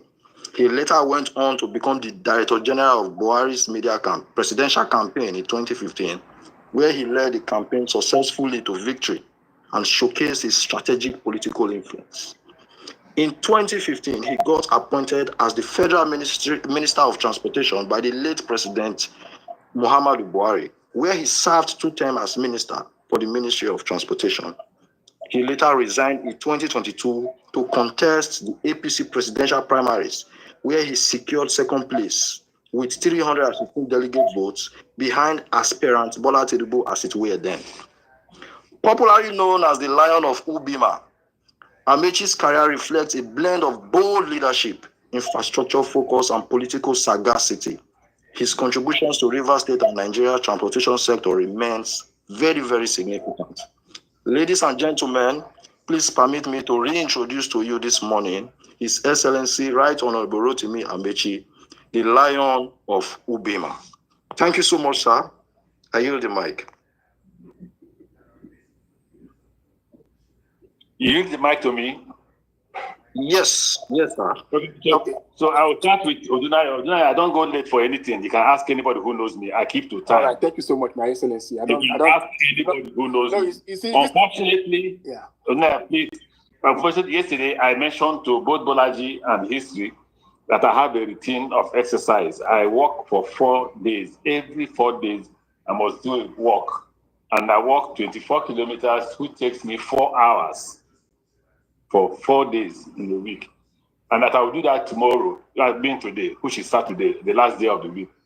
And therefore, they should consider that. So if they didn't pass that information to you, please don't hold me responsible for that decision. However, that doesn't mean that I'm not apologizing for keeping you. All right, I am apologizing for keeping all of you who have left the things you are doing because they are very critical and important to you. It's important that I apologize to you. The only thing I wanted to correct is I don't want to keep anybody with the idea that I am among those who go late to their functions or responsibilities. I take any, if you give me, like you said, if you tell me, you can ask the former Minister for Finance. If we agree for 10 o'clock, I'm in her office 10 minutes to 10. And as usual, most people don't come early to their offices. But anyway, the most important thing was that I keep to time. Now, on the issue of the invitation to have to speak with you, I thought you will lead in the sense that you direct what you want me to say. So don't worry, because definitely we will do so. Yeah, the intention of this space is for ordinary Nigerians like myself who ask questions to people who have who have occupied public offices, who intend to do so in the nearest future again. So our job here is to moderate the session. So we're going to bring people, Nigerians, to come and ask you questions. But before I do so, my wife is an Equatorial woman, and she's insisting that I must say that you did free education, you did employment in Nigeria, in Rivers State, where you did not do tribalism, where you did employment of 13,000 teachers, and you gave a lot of people scholarship, right? And it is a personal thing for her. And I should say thank you so much for everything you did as a governor, as in Rivers State. And she said I must say it. And for the purpose of the fact that for me to have peace of mind, I have to say it to you, sir. Thank you so much. Yeah. Well, right. Ask your wife. You have not finished paying, ask your wife. All right, sir, Your Excellency, sir, on the line of appreciation, I personally would equally like to pass this appreciation to you. I actually served in Rivers State within the period of 2011-2012 when you were governor. So I happen to be one of those who benefited from a scheme which you brought into boom then, where coppers were given some amount of money while they were passing out, during their passing out ceremony in Rivers State. I want to use this opportunity to appreciate you because I was a beneficiary of that. Thank you so much. I've always looked forward to an opportunity to appreciate you. And I'm happy that you're here this morning. Thank you so much. Hopefully someday I'll get you a bottle of wine. I hope you don't mind, sir. No, I don't mind, but I don't take alcohol. Just no problem. No problem. Thank you so much. It's Excellency. Right. In the recent, you have been in the news in the recent time, and you want to run for president of Nigeria. You have done before, and you want to do it again. And under this platform of the ADC, and you have successfully resigned from the APC, which you were a family member of the party. and you have said very clearly that this is where you have pitched your tent. This is the ADC. Now, the question that is very fundamental for me is, you said you're going to be president for 4 years, the purpose of the Southern rotational power, even though it's unconstitutional, on that basis, that you want to. Do you think the North will agree with you when you say you want to stay for 4 years, you want to rule Nigeria for 4 years, you want to do something? Do you think there's something that the North will agree with you in that sense, sir? Yes, sir. I don't know where you are. Are you in Nigeria or outside Nigeria? I'm in Nigeria. I'm in America. I'm in America right now, but I live in Nigeria. I live in Abuja. Okay, so if you live in Abuja, maybe you're asking the question for the benefit of others. One thing you must know with me is that the greatest asset I have, the greatest political asset I have is trust. Not a huge amount of Nigerians trust me. They believe that I keep to my word. They believe that I speak the truth. They believe I say it as it is. If I'm not going to do 4 years, I will tell I will do 4 years. If I will do 4 years, I will.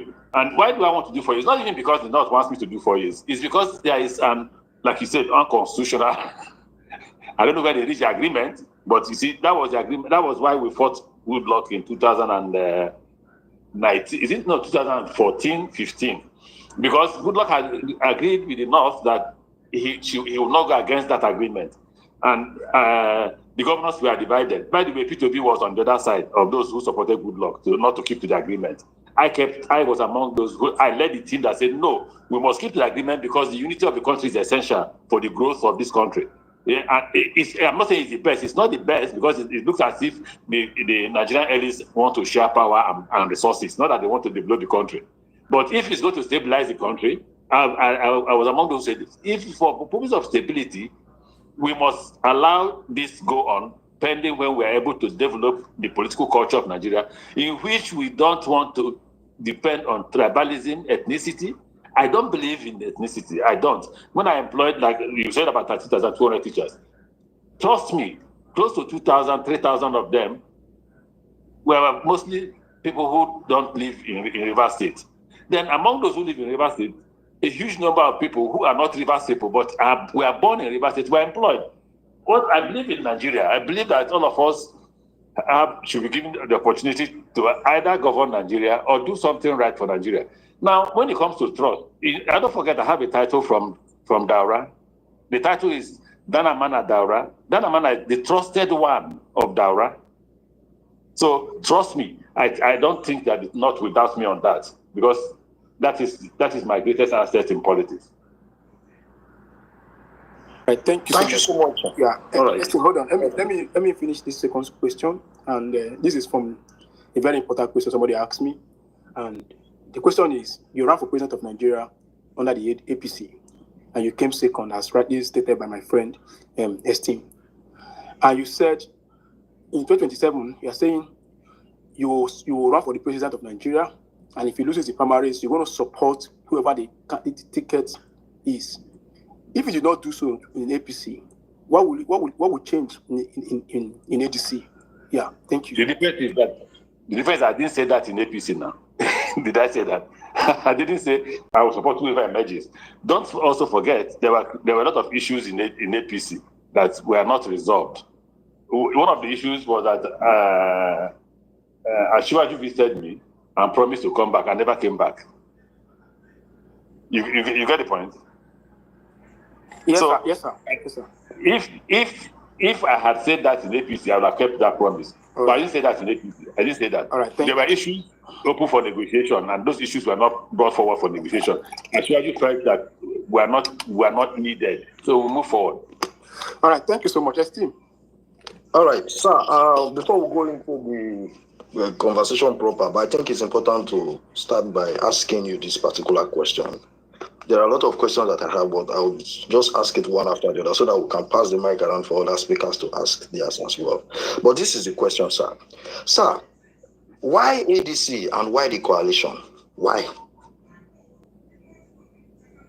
ADC, how do I put it? ADC overviewed those who started it. ADC, okay, the coalition started with myself and Fayemi in the house of Nasiru Danu with Salihu Mohammed and others. And by the time we met, we were only two of us. Then Salihu was the person who actually commenced the meeting. He wanted Pioneer and I to reconcile and all that. And then after reconciling, we agreed that we need to expand our meeting. It cannot be the two of us. And then we got a consultant to look at the structure of the political structure and that of INEC and see which party will be most suitable. Then we expanded by getting in Tambua and others. By the time we knew it, we had grown to 20, 30. Then we set up a committee that was headed by Leah Limoke. The committee had the responsibility of looking for any of the available parties for us to join.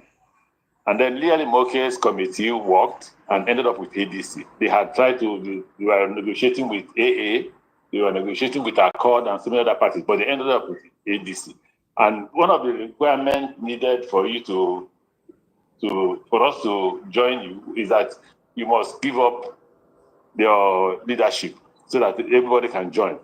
And I think ADC complied with it, but at this point, the party or the coalition grew too large. So there were other groups meeting. There was a group led by, or they said they were meeting in Kashim's house. There were other groups, some met in Lagos, but we all agreed to come together. So we all came together, and at the end of the day, we all agreed to join ADC. That's how we have become members of it.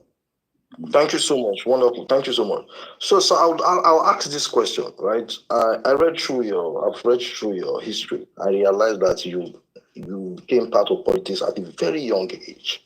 And then by God's providence, you had opportunity to serve in various capacities, But this is the question I'm going to ask you, sir. You were 42 years old at the age when you became governor. But today, right, a 42 years old in today's Nigeria is merely grappling for economic survival from the waist bin, rather than aspiring for leadership position. Sir, please, how did we get here, and what can we do to change the tide? The problem is, I don't know if you saw my response or my speech. There was this poll analysis that they invited me to come and speak. And I said, please don't invite me to this kind of functions again. Because the problem of Nigeria is Nigerians themselves.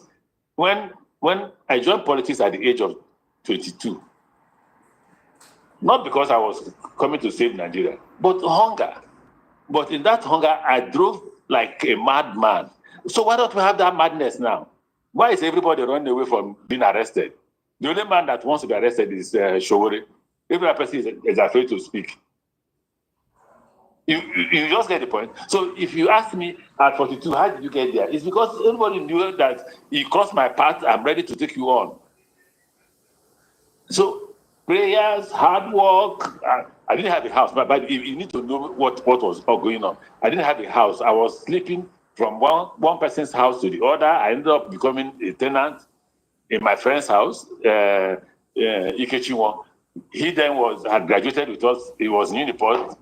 2, 3, 4 years ahead of us. He had a job, so we're now living in his house and going out. All I did was go to political activities. So he goes to work, I go for meetings and all that. But then God pushed me, and hard work pushed me. By the time I knew it, trust me, I was among those waiting to steal money because I wanted to be commissioner for works. So when they asked me, I said I want to be commissioner for works. And then the governorship candidate dead. But before that, I had been special assistant to Chief Rufus Ada George. When we were thrown out by what's his name, Abacha, the next person that came up for governorship was Dr. Odile, and we were supporting Dr. Odile. And at that time, I had brought up a candidate to run for the House of Assembly of my district because I was planning to be commissioner for works. That time, commissioner for works was very important in Nigeria, because they were the only people who could award contracts. And then I was called by Dr. Dili and Prince Secondus, Chief GRK, and I was told, look, I think you should go to run for House of Assembly. If you win, we'll make you speaker. I said to them, but I already have brought out a candidate. They said, no, go and tell the candidate to withdraw. So I went to the candidate and I spoke to the candidate. They said they will make me speaker. He said, okay, if they will make you speaker, what am I going to do in the assembly? I may not likely not be the speaker. So I will withdraw for you to go and run. And I ran, typical of Nigeria.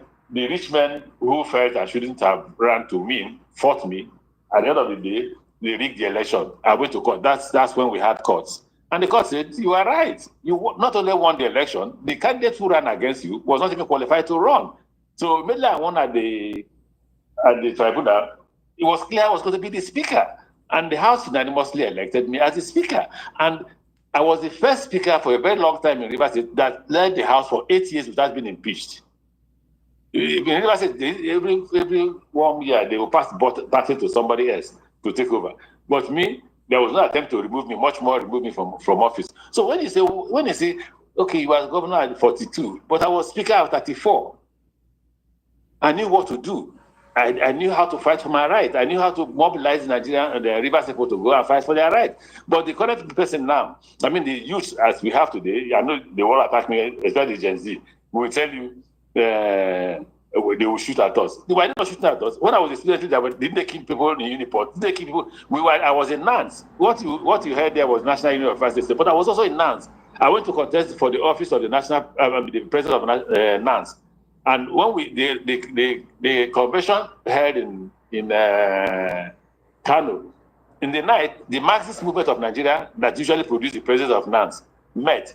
And when we reviewed the situation, the organization agreed that Uniport did not have the capacity to host a secretariat at that time because it was a military government. And the Uniport, the student membership was about 5,000 to 6,000. And they believe that for you to be able to fight government, you need huge population of students who can protect the secretariat. So the secretariat was passed on to was it Chima? It was, or Emezazu, one of them. It was Emezazu that was given the presidency. But then you will not believe it. I had to jump on top of what they call it, to go back to Uniport to write exams. So there was struggle. Now the current youth you have don't struggle. You can't bring them together. You can't let them know. So one of them will say, bring your children back. I say, I'm ready to bring my children. Not only will I bring my children back, I'm ready to lead the struggle with my wife and the kids. So when they say you are 42, you were 34 when you were speaker, you were 42 when you were governor, look at the surrounding environment. Look at the contributions that I made, right? At 42, I was governor. And I made huge changes in Rivers State. By 50, I was minister. Go and check Ministry of Transport. Even the loans that Tinubu is signing today was applied. I applied for it. The loan for Port Harcourt Meduguri, the 3 billion. When I saw that it was difficult to get 14 billion because the standard gauge was 14 billion, I said, okay, give us narrow gauge at 3.2 billion, which.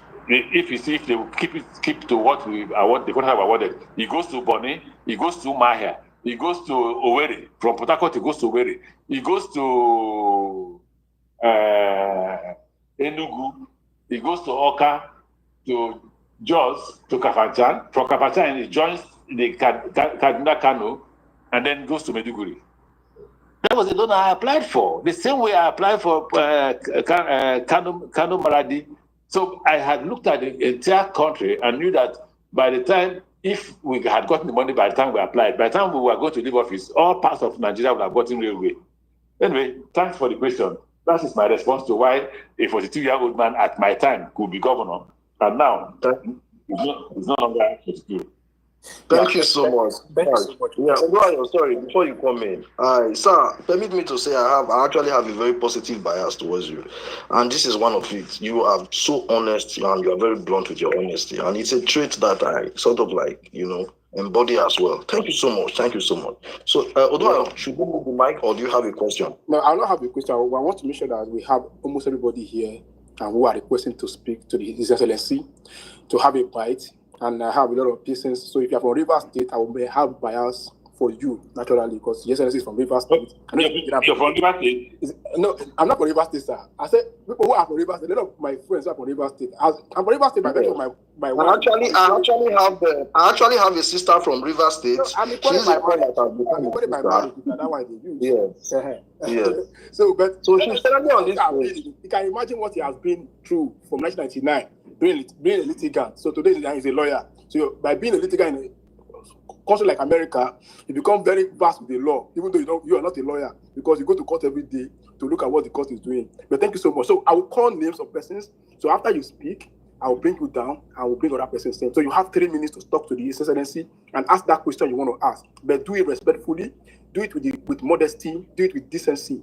If you don't do so, I will throw you out, and no apology, please. No apologies to it. So you have to respect our guests.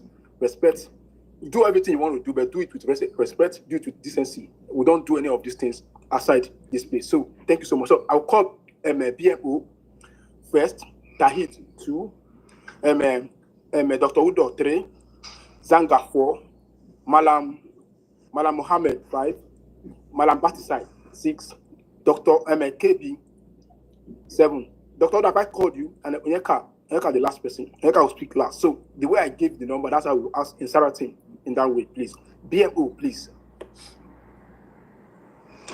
Good afternoon, Your Excellency. My name is Benjamin Oyameda. I'm from Edo State. I'm the former governorship aspirant under the Labour Party in the last Edo State election. I'm a solar renewable expert. I'm based here in Germany and have my company there in Nigeria. I'm also an employer of Labour, sir. I want to say I'm very happy of having you here this morning to speak to Nigerians in your usual way. When they were reading your profile, it was like somebody was re-echoing to me because I happen to know you from afar. And I'm not doubting all what you said, or what you will do, or what you have done, because the evidence is out there. And I'm not here to ask you any questions, sir. I only have an appeal. The appeal in the sense that a brother of mine just raised an idea that how is it possible that a 40-years-old Nigerian youth can no longer vie for any political position? I'm actually a victim of that. During the last governorship election, I pushed to the end, but unfortunately, the system pushed back. I want to say thank you for joining the coalition. That is most important. But today we have an opposition in Nigeria. Since the last general election, we never had an opposition. Today, we can say we have an opposition, people who can speak for ordinary Nigerians and those who are not in the ruling party. And the kind of caliber of people who are also joining the coalition, they give us, the Nigerian, especially the Gen Z and the youth, the sense of hope that democracy that we have all fought for to stay in Nigeria will continue to grow and grow higher. So please, I know you have your own personal ambition in joining the coalition of becoming the president in Nigeria. If you win the primary, if you win the ADC or the coalition primary ticket, you will have me on board. If you win today, I will be the first person to come down and work with you in any way you want me to do that. But I have a plea, sir. I want all of us and those of you bigwigs who are in the coalition to please put the interest of Nigerian people at the table. Because in all ramification, your generation, you and your generation to come are not hungry, sir. I have 47. Please, it's a question. You have a lot of people who are here. If you're not asking questions, you can go down. Please, I will not entertain any of these things. We have a lot of people, and there's no exclusivity here. If you're my friend before and my friend today, you have to respect the time of people here. Thank you so much. Have a great time. So ask the question you want to ask. I'm not entertaining any history. Please, let's do so respectfully. People are asking. We have 42 people who want to speak, who are requesting for mic. We have about 20 people who are already on the speaker session. So it doesn't make sense that you start doing this thing you're doing already. Please, just do so. Ask the question you want to ask. If you don't have any question, you go down, please. Thank you. BMO, please ask your question. If you don't have any question, that's fine. You can go down. We have a lot of people here. So thank you. Yes, sir. You should have allowed him to finish his thoughts, right? No. You see, I'm a very respecter of time. People are here. People are here. They have the time. They want to do things already. I'm on the people on my DM begging me that they want to speak. They want to speak. How do I bring everybody up? All right. So it doesn't make sense for me to do. All right. Let's allow the honorable minister. I'm not here to do friendship with people. When you do the right thing, that's all I want to do. So people are here want to speak. The same way you want to speak, other people want to speak, and they have to have the right.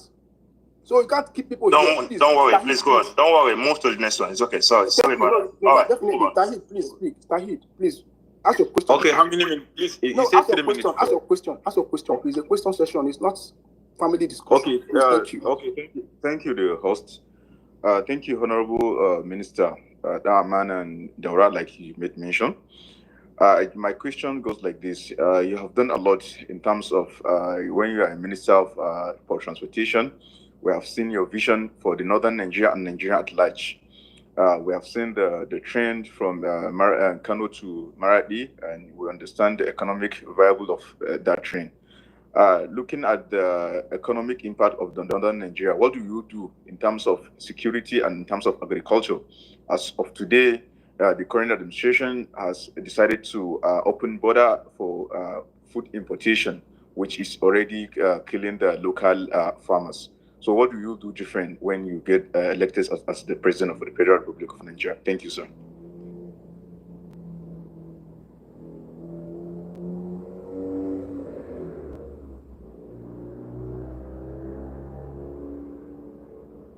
Cesar, are you there, sir? Did you hear his question?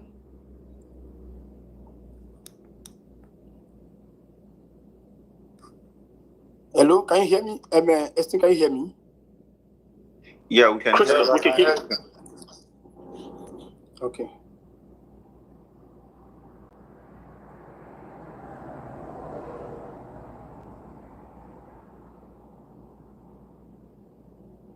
You see, His Excellency is having network problem. Yeah, can you hear me? Yeah, I can hear you. Yeah, I can hear you, I sir. can hear you now, sir. Did you hear the Okay, so I said, let me make him laugh. Let me make him laugh. I said I was with the minister for information 2 days ago at the funeral at the mosque. I went to the mosque. This what's his name? We lost a very good and honest Nigerian, Senator Musa Kwantogora. So they took his body to the mosque, and I had to join them there. So I ran into the minister for information, and he said, "Hi, you're attacking us." I said, "Am I?" He said, "Yes." And I said, "We've not started. We are trying to sort out our party. The moment we sort out our party, I will be more deadly in attacking you." He said, "Why?" I said, "If I were you, honestly, even if I had been elected as president of Nigeria, I will do what Tinubu is currently doing in terms of economic this thing. But the problem is that the result of those economic reforms are in his pockets. He's pocketing the money to the detriment of Nigerians. Now, so your question is, what would you do for the northern Nigeria? I don't like answering that question. There is one country called Nigeria. There is no north, nor south, nor east or west. Everybody is a Nigerian. But you should ask me, what would I do to arrest insecurity? And those two men here who spoke said they were in River State when I was governor. The first policy we put in place is what we call fiscal policy. So it wasn't physical policing. It was putting cash in the pockets of Rivers people to make sure they had money. What did we do? We awarded indigenous contracts. We awarded contracts it was shocking to people to know that we award road contracts to Rivers people who never had, they don't even have one vehicle to do road contracts. But you know what we did? We asked them to compete for the contract, to get contractors, since they don't have construction companies, to get contractors who can compete for the contract, and they become their agents and make the money. So if you put money in the pockets of Nigerians, if Nigerians are able to buy food, insecurity will reduce. The reason why you have insecurity is that the rich has completely arrested Nigerian resources and put it in their pocket. Now you ask yourself one question. There was CBN capture. CBN capture, you know what annoys me is that the fact that CBN can be corrupt, people can go to CBN and steal money. All that money that we are stealing, that's why I get angry when I speak. If we put that money in the first, there's absolutely no middle class. We must create middle class. If we create middle class and put money in the pockets of Nigerians, the insecurity in the north will reduce. Don't forget, when I was governor, I was screaming that if we don't deal with this issue of insecurity, it will spread. And it has spread. So the first thing I would do is what I did in Rivers State, to create wealth. I must create wealth. What does creation of wealth do? Creation of wealth creates employment too. Once there is employment, and I will repeat what I used to say to Rivers people. I say, if all of us were working in Shell, there will be no time for anybody to wake up and become an armed robber, because you go to work at 6 a.m. and come back at 6 p.m. You're so exhausted, you need to sleep. By the time you wake up at 6 a.m. again, you have to go back to work. The reason why people are able to do what they're doing is that we have created, how did I put it? I said, well, if the government is unable to create a legal means of economic growth, then Nigerians will create illegal means of empowering themselves economically. So the crisis in the North will be dealt with by ensuring that the economy of the North grows. Look at what people criticize me for it. Look at what I did in Daura. The reason why I cited the investment in Daura is not because I wanted the president to support me for anything. I didn't even, at the time I started that investment, I didn't even know that the president would, well, I didn't even know that I would run for president. I started investing there because of poverty. In every community you go where there is a university, the economy of that community has always grown. People will build hostels, people will build restaurants and all that. And I assume that if you did that in the North, that would be great. So when I called the company, I said, listen, you must, even though it's not part of the contract, you must build a university to train Nigerians. And they asked me, why do we cite it? I said, go to Dauran and cite it. And the president didn't approve it for more than 2 years. His reason is that because I cited it in Dauran. So what is critical is the economic growth of the country and the creation of wealth and the creation of employment, which means that we must not abandon the middle class. That's where the question of what will the youth do. If you don't empower the youth economically, the country is going nowhere. There's no aging population. The aging population in Nigeria is low. The population you have in Nigeria that is high is the youth. And therefore, you must ensure that these youth are empowered by education. And when they come out, they must have a job. That's what I think, sir. I don't know if you heard me.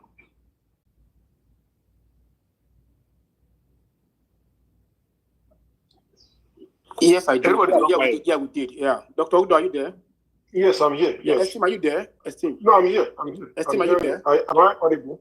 Yeah, you're audible. Esteem, I'll be away for like 10 minutes and I'll call you back, please. Thank you. Okay, thank you very much, Nagos. Good morning, Your Excellency. It is a pleasure to have you here. So here is my question. I mean, we have heard your profile, which is a very impressive profile. I mean, long years of public service, and yet you are still very young, right? But here is my question to you, Your Excellency.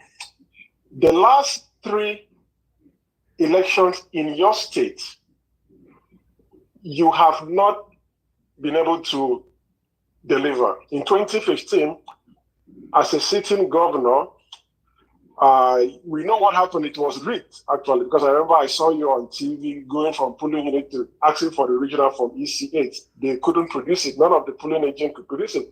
But the fact is that you went to the court, the Supreme Court, the Daku Kupita side did lose at that election. In 2019, your party didn't even have a candidate because of, the issue of the factions and all that.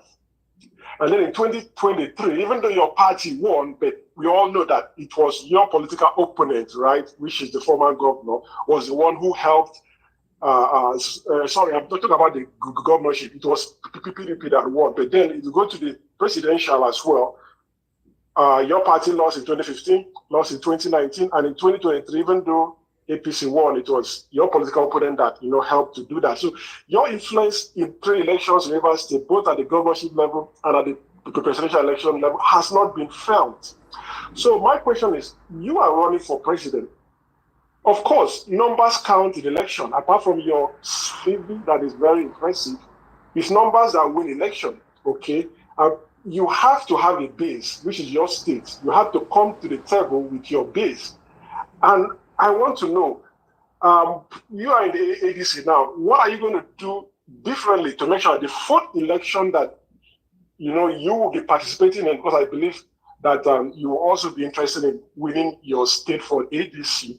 How are you going to do things differently to make sure that you have a positive impact in the election? Then, secondly, my second question would be, if you run for the ADC presidential primaries, like you have said that you're going to run as you have declared, and peradventure, you are not successful. A lot of people have been throwing out your name there as a potential, VP candidate or whatever.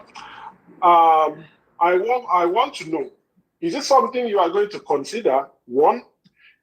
And two, are you going to consider it? And also, if you would consider it, do you think that you not having your state in the last 2 elections will count negatively against you as a criteria for anyone to want to work with you? Because I believe anyone that wants to work with you want to see what are you going to bring, to the table. So that is my question to you, sir. Thank you. Again, I don't know if you live in Nigeria. Before you ask the question you asked. Now, first and foremost is that there is no election in Nigeria after Jega. The worst, what do you call him? National Commissioner for this? What do you call it? The INEC chairman. The worst is the current chairman of INEC, Mahmoud. He's the worst. Now let's go to the elections. The one that put Wike in power. You can ask any Rivers man. Wike sat in INEC office in Port Harcourt. If you brought any result that was not favorable, they would say they would tell you to take another result sheet and write a new one. I'm not saying in anywhere else, inside INEC. And why? The president said to people that I caused his defeat, and therefore he would not allow me to win Rivers State. What did he do? He removed the DIG that was closest to Rivers State. He removed the INEC Electoral Commissioner that was closest to Rivers State, and brought his own persons. When he asked this question, it's very funny. If you talk about human beings, please go to Rivers State. You heard me say to my last interview that I challenged the current minister that let's take a walk from airport to town. First, it will expose my health if I'm not healthy. Second, it will expose who is popular. And when I came to unveil ADC in Port Harcourt, didn't you watch it? Didn't you hear what I said? I said for the first time that I'm coming back to Port Harcourt without spending money. The other money I spent was the money to pay my flight ticket to Port Harcourt. The money for people to transport themselves to the airport, to hire buses. I'm hearing that the young men and women contributed money to hire buses. Now, keep that apart. Is the fact that for the first time in my political history, I have made a political comment I shouldn't have made, and I usually don't make. I said, if I don't see people who are willing to die for this cause, I will not come out. Because what do they use in Port Harcourt? The right results. If you go to court, you have a different outcome because of the funds that are deployed. Okay, look at the case that stopped us from running the election. That's the case they quote now every day. They quote it everywhere in the political discipline of Nigeria. The first time we went to court and they stopped us, Supreme Court stopped us. First, it started with Justice Motoshaw who stopped us. And then when we came back after the election to go back to reconstitute the executive, the same people went back to court. The Supreme Court said, oh, no, we have no, what is it called? That the court should not be involved in the internal affairs of any political party. But that's the same case that you used to disqualify us from running an election. Are you not worried about the situation? But I don't want to go far on this matter because it involves quite a lot of things that I don't want to say in public. I'll keep it to my chest, and I wish everybody luck. Do I want to be a vice president? I will not want to be a vice president because I'm not running for vice president. I'm running for the presidency of the country. And I believe I will win the primary. So don't ask me whether I will be vice president or not, because I believe I will win. Ask me how. Look at the candidates and look at me now. When it comes to age, I'm 60. I'll be 62 in 2027. So let every other person, if God, unless maybe other candidates will emerge before them in terms of age. And I have said I will publish my medical records before the election, so that you can see. And I challenge everybody to publish their medical records. I just told you here that I jog 24 kilometers. In fact, out of that 24 kilometers, I jog 10 kilometers and I walk 14 kilometers. If I'm not healthy, I won't do that. In terms of qualification, I also published my qualification. By the way, you didn't put the fact that I have a first degree in law based university. I have another certificate from law school. I have a master's degree from King's College. And I'm awaiting the result of University of London first degree, another first degree in law. I'm currently an applicant of a PhD in literature at University of London. I'm an applicant. And why am I an applicant? I've not made up my mind. My friends are divided. Some say write your memoirs. Some say go and do your PhD. And that's what's holding me from completing the application to do a PhD. So, young gentlemen, I am fully prepared to be the president of Nigeria, and that is what I'm running for. Thank you very much. All right, thank you so much. Thank you so much, Honorable Minister. Thank you. So we'll move to King Zanga. King Zanga, please. Please, can we just be brief with our questions so that we can be able to accommodate as much speakers as we can before His Excellency closes from this section? Please, let's be very brief. Thank you, my brother. Good morning, His Excellency. My name is Michael Bede. My background is defense, intelligence. We also do a lot of work, supporting the NATO alliance and member states. And currently, we're doing the best we can to protect what our customers, nations, allies love the most: their people, their critical infrastructure and asset every single day. My question is going to be very brief, and before then, I will extend my condolences to you for the passing of your former boss. My dad served in the same unit with him during the Civil War. My dad also passed away this year. So my condolences to you. I know how close you were to Mr. President. My question is very simple. I want to ask you, what is the current status of the balance of power and balance of interest at the coalition? And have the coalition leaders apportioned responsibilities and duties to winning and taking this government, sending them on permanent retirement? And if that is the case, well, congratulations. But if that is not the case, do we kind of have a time frame to that, to when we will see duties and responsibility that we can support? Thank you. Okay, so, well, that is left for the chairman of the party. Well, what we decided was, first, can we get a party to identify with?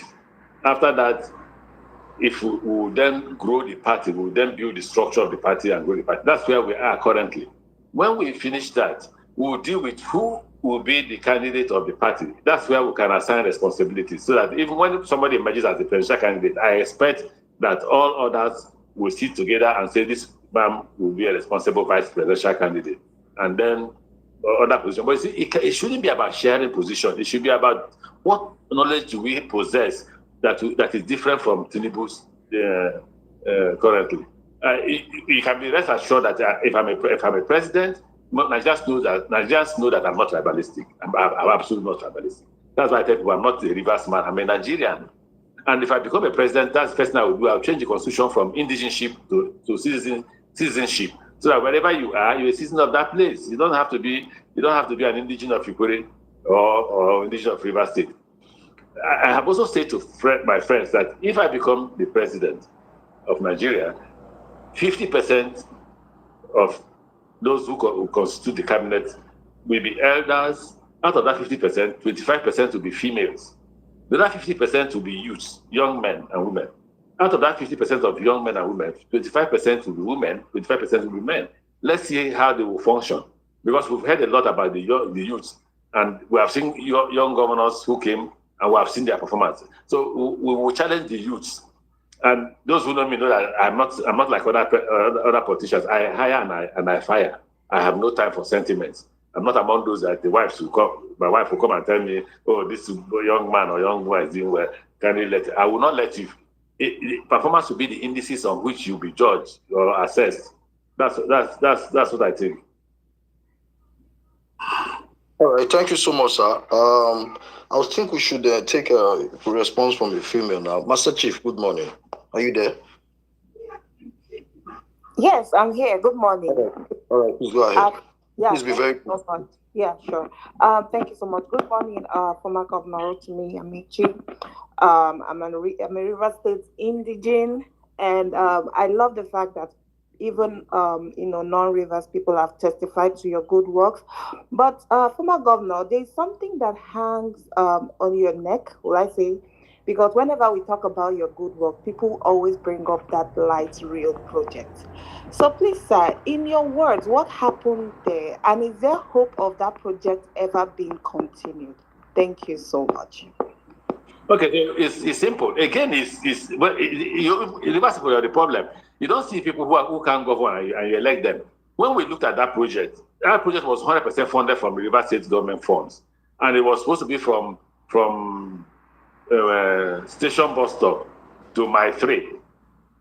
By the time we were nearly completion when the consultants advised that we should expand the station at the station bus stop.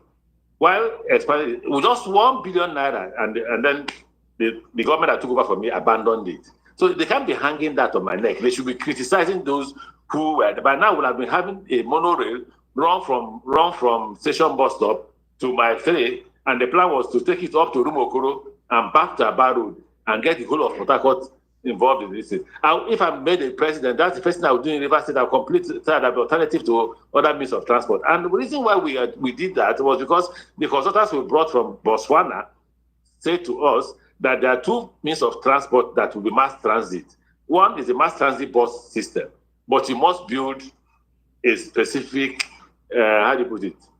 track for them, which we had not. The next one is rail. So we chose monorail. But when the government that took over from us came, that project was abandoned. Tell me what they didn't abandon. They abandoned the primary schools. They abandoned the young men that we took overseas. Over 3,000 Rivers men were brought back. We sent over 6,000. We trained so many doctors. And they were abandoned. What did you do as Rivers people? Just like now, look at the fight in River State. The fight in River State is a sharing of money. Sharing of money among two people who are from Rivers. Now the federal government has joined. Now they want to make sure that our local government funds come to them. And what has the Rivers man done? Thank you, young lady, for asking the question. Thank you so much, sir. So I'll quickly move the mic. The Honorable Minister has a meeting in a couple of minutes. At least we should try as much as possible to round up within 30 minutes. So I'll move to Malam, right? Is Malam Batisai, good morning. Please be very brief with your question. Yes, thank you very much. I'll be very brief. No, yeah. Thank you. I'll be very brief.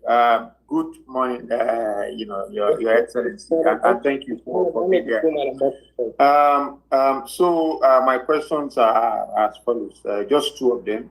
One is, in 2023, many people believe that the election was conducted was shambolic.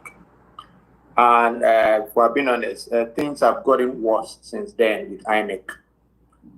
Combined with the power of incumbency, going into 2027, I'm talking about Tinubu now and a corrupt INEC. Why do you people think you stand a chance? That's one. Two, what do you think about the current policy on subsidy removal, effects and cost of governance, and what will you do differently if you're president? Thank you.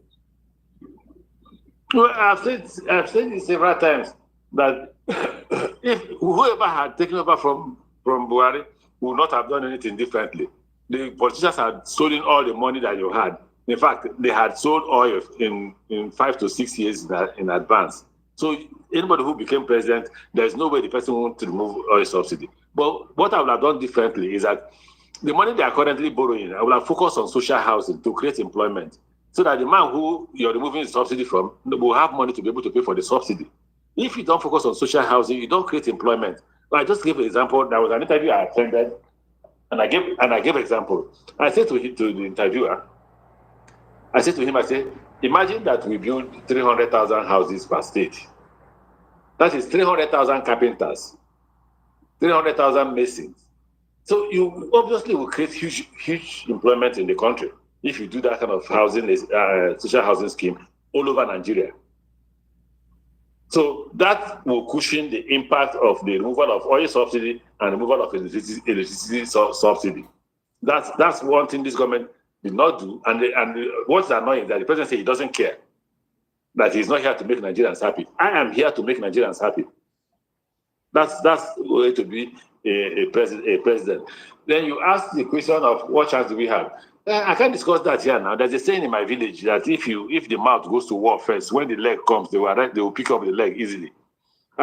Just know that when you say what chance do you have, they are happy because you create voter apathy. Voters who go to vote because they've already beaten the result. Stop them, and we can stop them. But that's not what is discussed in this forum. Allow primary to take place. If I emerge, I know what to do by God's grace. Thank you so much, Honorable Minister. Thank you very much, everyone who are still here listening to this space. Thank you so much. So I'll quickly move to Oyekachi. Oyekachi, please. Thank you very much. Good morning, Your Excellency. Why are you jumping? Please, Malam. He's in charge. You have to respect the fact that he's in charge. Please. Malam, sorry, please. I'll come to you, please. I apologize for that. I'll come to you, please. I apologize. After Oyekachi, you go next. Oyekachi, please. All right. Good morning, Your Excellency. Please, my question might be a little bit difficult, but I know that you'll be equal to the task. The current Minister of FCT and your successor, Wike, who said that he is the person that is responsible for your political success. He once said that Nigerians should not trust you, that you said you don't like money. However, there was a dollar bill in your pocket when you were saying that. So in these primaries, which you said that that we should allow to hold, given that you have a very good experience in presidential primaries, are we going to see a dollarized primary in the ADC? Because that is what the youths don't want to see, actually. And secondly, the APC, the people from APC, they usually punt the coalition and say, what are they going to do differently? So in terms of removal of fuel subsidy that have increased the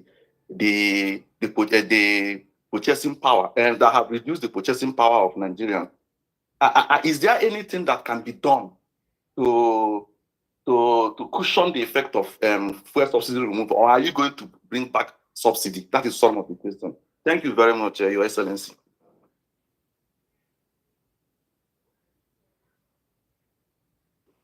All right, Your Excellency, please, can you unmute your mic so that you can speak? It seems like your mic is muted, sir.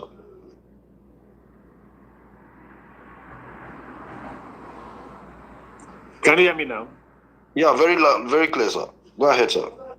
So I was saying I won't remove, so I won't bring back subsidy. That's impossible because the situation is bad in the sense of the economy of Nigeria. But I've also said that the reason why the subsidy removal is not successful is that the money is going to private pockets. So I will eliminate corruption. Trust me. The first 1 month of my being in office, corruption will disappear. If it doesn't disappear, I will put under my resignation letter and I will leave. I'm not joking.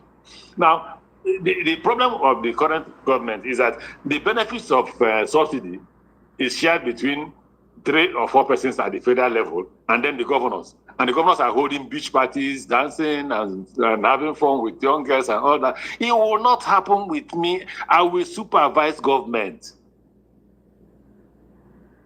Honestly, I will supervise government. So I will not bring back subsidy, but I will make sure that the outcome of the removal of subsidy is put back in the hands and pockets of Nigerians. If that happens, it will reduce poverty. They will have capacity to be able to purchase. The reason why nobody is talking to Nigeria is Nigerians don't have purchasing capacity. If you like, the 500 million human beings. The reason why they can go to India or go to China is that out of the 1.4 billion Chinese, close to 1.2 billion have capacity to buy. So if I invest, I usually tell people, I say, look, if I go to China and I start cooking amala, and I collect $1 per person, and 10 million persons buy the amala, I have $10 million now. But yeah, if you cook amala for 10 million Nigerians, they will not have the capacity to buy. So I will create that capacity. That's what I want to create. I want to remember the second question he asked. There was another question he asked. The question I asked was regarding the current minister of health. He said that Nigerians should not trust you. That you say you don't like money. However, there was they found billions of dollars in my pocket in that interview. It was Showore that was interviewing me. Showore I had gone to New York. Showore had invited me for lunch. We had gone out for lunch, and then he said, "Well, an interview in is this?" And I said, "Okay, I'll go ahead." While speaking, they saw $10,000. I was governor. $10,000 cash as allowance for traveling to New York. Haba now. Haba for you that ask that question. So why I'm asking that question is that are you going to dollarize primaries in ADC? That is my question. Wait, how does finding $10,000 in my pocket begin to become dollarizing of primaries? When we ran against Tinubu, did I dollarize the primary? You know, Nigerian politicians are desperate. You must differentiate between the honest Nigerian politicians and there are very few. They can hardly. Anyway, I don't want to discuss Nigerian politicians. Just don't keep me away, because at the end of the day, it is Nigerian politicians that will make you win primary. Where the voters come in is the general election. Thank you so much, sir. I'll quickly move to Malam Mohammed. Malam Mohammed, good morning. You have the mic now. Thank you very much. Sorry for this long interruption. I thought when Ogundayo called the numbers, I was number 5. He omitted me, and when it was sorry for the interruption. And I will use this opportunity also to thank Ogundayo for bringing the minister that I so much like, that I have never met in my life. In fact, this is the first time that maybe you'll be even hearing my voice in any medium. So I thank him for that. And his supporter, not because of he look good or he is that or his Buhari's or no, just because of his resume that was just written. And I looked through it, and whatever he said, I believe is correct and it is true. And I asked a lot of friends that are from Rivers, which they relate same to me. So, and that's why his support. I'm from Kaduna State, precisely Kaduna South Local Government, the same constituency with your colleague Minister of Agriculture, Dr. Mahmoud. In fact, Dr. Mahmoud knows my father's house, he knows my house, he knows me personally. So they're the same constituency here. So I'm really happy to have this conversation. But I have only one question.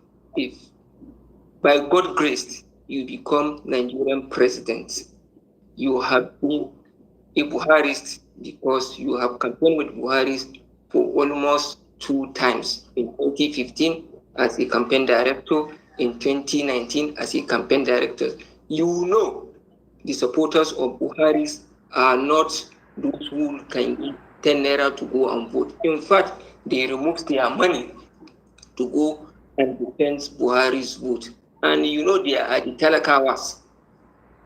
They are the talakawas. What are you going to do with them, particularly as regards to agriculture? Because my pain with this government, that I'm against them, this government, is because the way they are treating agriculture. What are you going to do with that? Because nobody this. Malam, thank you very much. I think he understands your question. Can you allow him to respond now, please? Because of time, I apologize. I really apologize. Thank you. No problem. I understand. Thank you very much. And let me start by thanking the Malam. You were very, very responsible, and I was happy that you apologized for the interruption. It shows how much of a gentleman you are. But key for me, there are 2 things I must start with once I'm sworn in as president. First is social housing. Second is agriculture. If you don't put it on ground, insecurity will not stop, especially in the north. Again, most people who've invested in agriculture during Buhari were chased away by militants and bandits. We need to focus on how to eliminate insecurity. And to eliminate insecurity, I think that the moment you start social housing first, and you create wealth around the north, you reduce insecurity. When you reduce insecurity, you will encourage people to go back to farm. We will look at, I'm not an expert in agriculture, I'm not an expert in finance. We'll look at the finance expert to advise us on how to create wealth, how to raise money for these people who are going back to the farm, so that we can support them to feed the country. we will reduce importation of food. Trust me, we will reduce the importation of food because that's the only way to create wealth. World Bank said last week that fintech, finance, services don't create employment. They create wealth, but they don't create employment. How many Nigerians are able to raise money to go into these services? There are very few. So for us, government, we must defend those who don't have the resources to go to those parts of the economy. Thank you so much, Honorable Minister. I'll quickly move to KB. KB, good morning. Sorry, can we be very brief? Yeah. Very brief. Yeah. Thank you. Yeah. Good morning, esteemed. Good morning, Your Excellency. Oh, it's afternoon, right? Good afternoon. Yeah, coming up on this space earlier will be me looking at the entire structure, the conversation around coalition and ADC, but happily again we'll be able to not see your individual bishop, which I so much, align with, I must confess. However, I have a couple of questions and, in benefit of time, I want to, earlier you talk about, somebody asked a question about how your political trajectory at an early age and, how you talked about young people now not coming up. Now I want to ask, why do you feel it's actually comfortable looking at your own history and the hurdles you have crossed, that is still actually a good path for young people of today in 2025 to go through the same hurdle? And that could have in any way speak positively in terms of our political development? That is one. Two, as a member of this coalition, of course, when you talk about coalition in the political environment, it has to be for an existential, phenomenon or the clarion call to address certain situation. And by extension, ADC being a platform.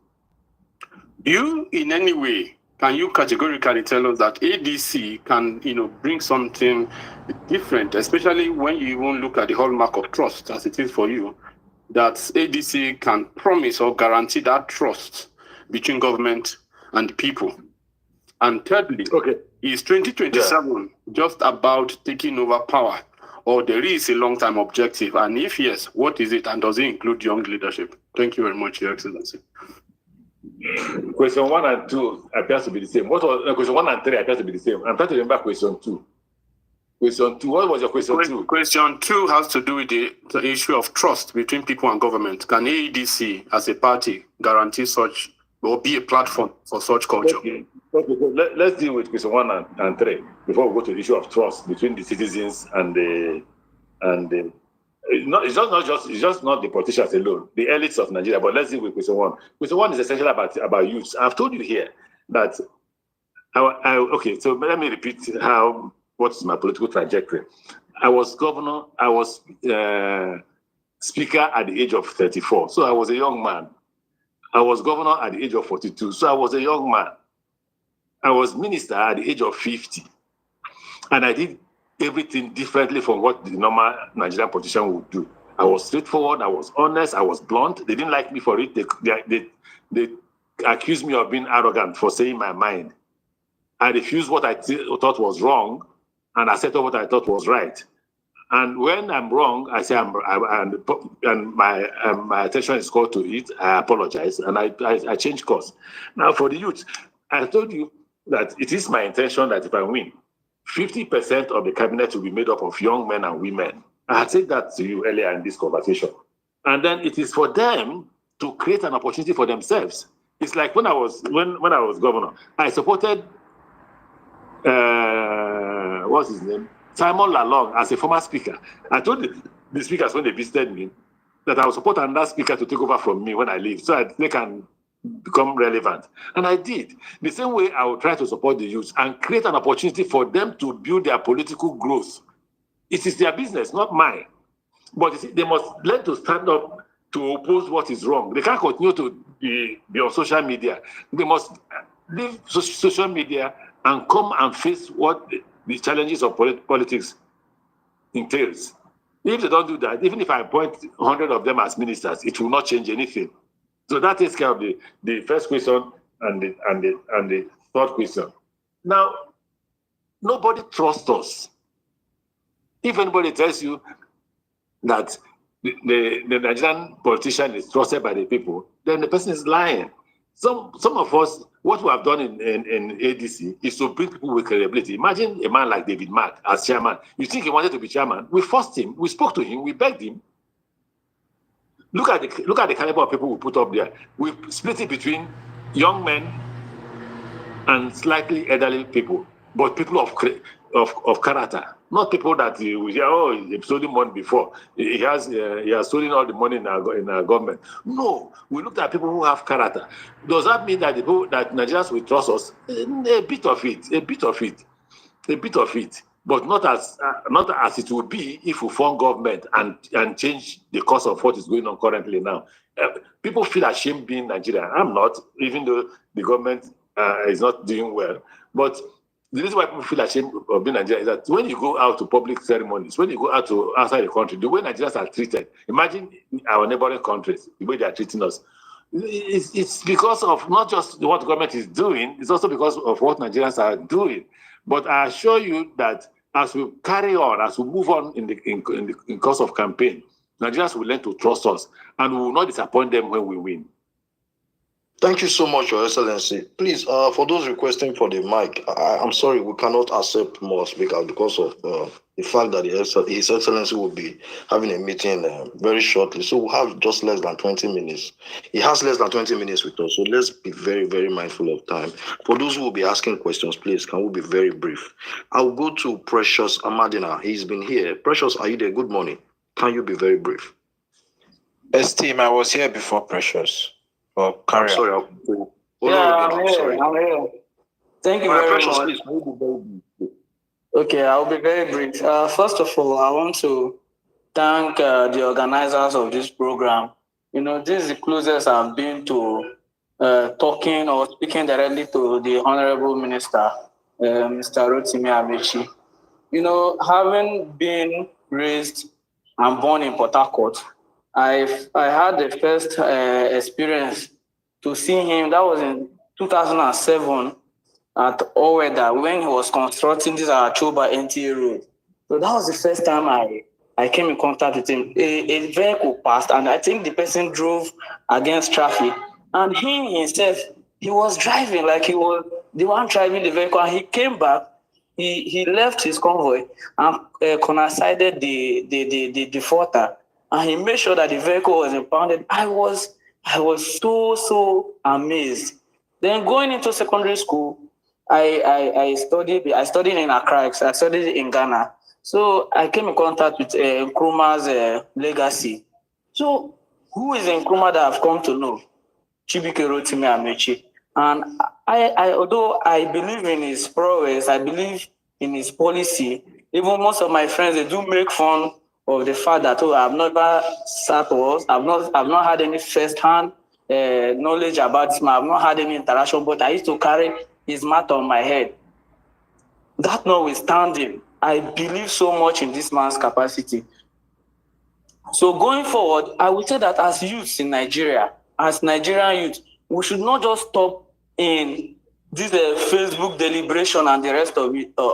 In 2023, we ensured that we took control of our destiny by participating in the election ground. But the election ground is not where the voting ends.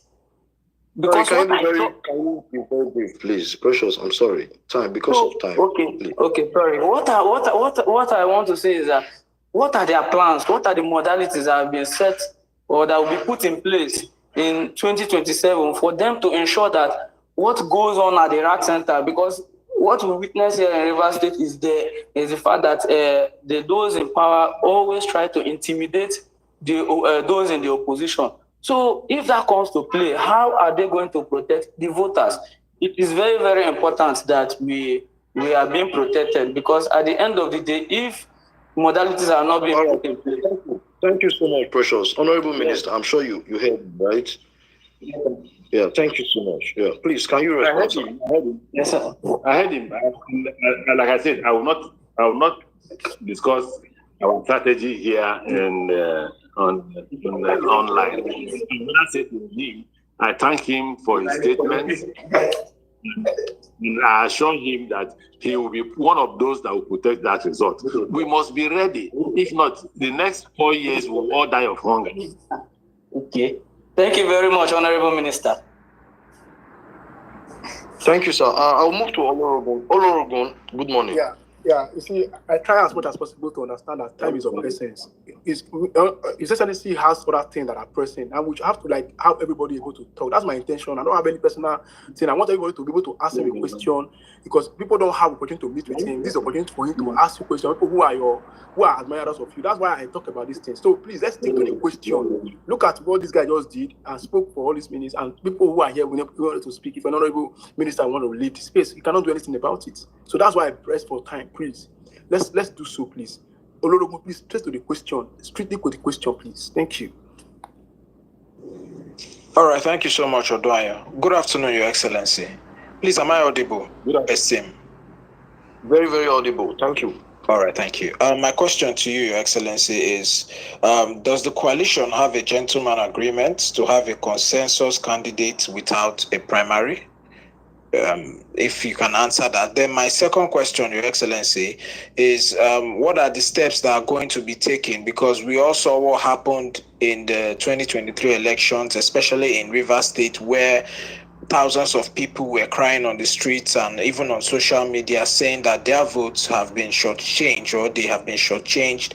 What is the ADC going to do in terms of defending the votes and defending the trust that the Nigerian people will place on them to, give them their votes? Thank you, sir. Okay, so I've said this is not a thing I want to discuss online. I will not discuss what our strategy is. But are we going to fight a battle to make sure that we are not cheated? Yes, that will happen. We cannot. If we are not going to fight, I won't run. I don't have money to waste.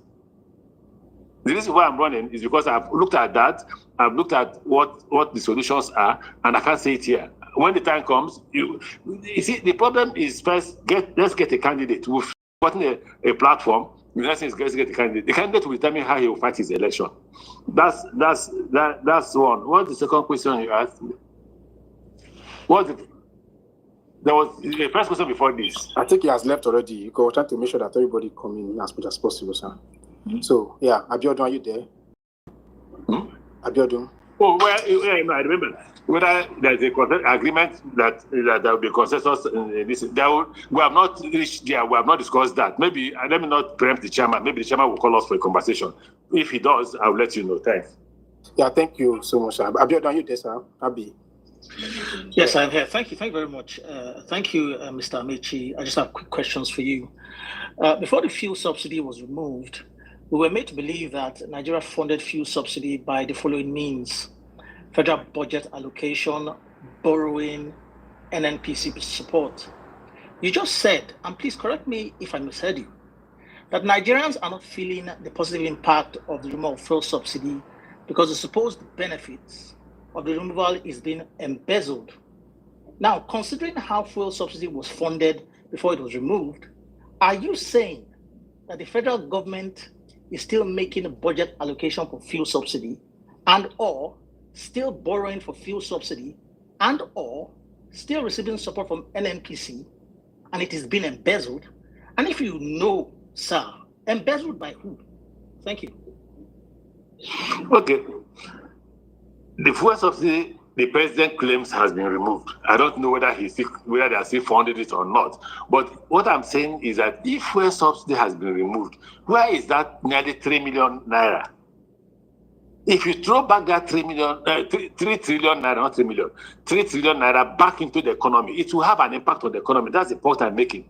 Where is the money you saved from the money that was used to hedge the dollar against naira? Where is the money? If you throw back that money into the economy, people will feel the impact. That's the point I'm making. So I'm saying that some people are sitting down and making away with that money. If I become the president of Nigeria, it will not happen. You will feel the impact. The money will be used to create employment.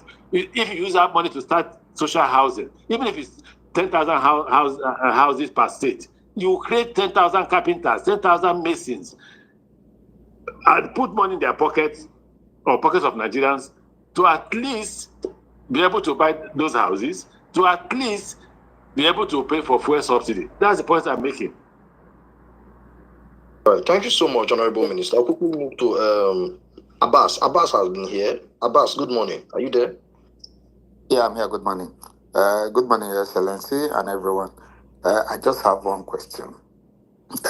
Your Excellency, I would want to understand the role yourself and some others played in the primaries that brought PMB to power, and subsequent role played, in the election of PMB by all parties. Because some of the narratives we have here that maybe one particular person was instrumental to PMB coming to power. What role did you yourself played during the primary and after the primaries in bringing PMB to power? Thank you. What I don't do is claim the glory of God. So as far as I was concerned, Buhari was brought to power by God. And that's how far we want to go. But those who claim that they brought him to power should account for some of the funds that made Buhari get angry. And I don't want to say how much was spent, because I have the record. Don't forget I was the DG of campaign, and I have the records, and I want to keep the records to myself until I write my book. I'm going to write a memoir about that. So I don't know who made Buhari president. I was even astonished when the former SGF said, in talking about how Buhari became president, I'm not sure he even mentioned my name. But again, I don't. It's unimportant. What's important that Buhari was president, and by God's grace, he was president. I confronted Garuba, and he said his own part was in his book, the book that he wrote, because Garuba had in an interview claimed that did not mention how he was appointed as the special advisor on information or press or something.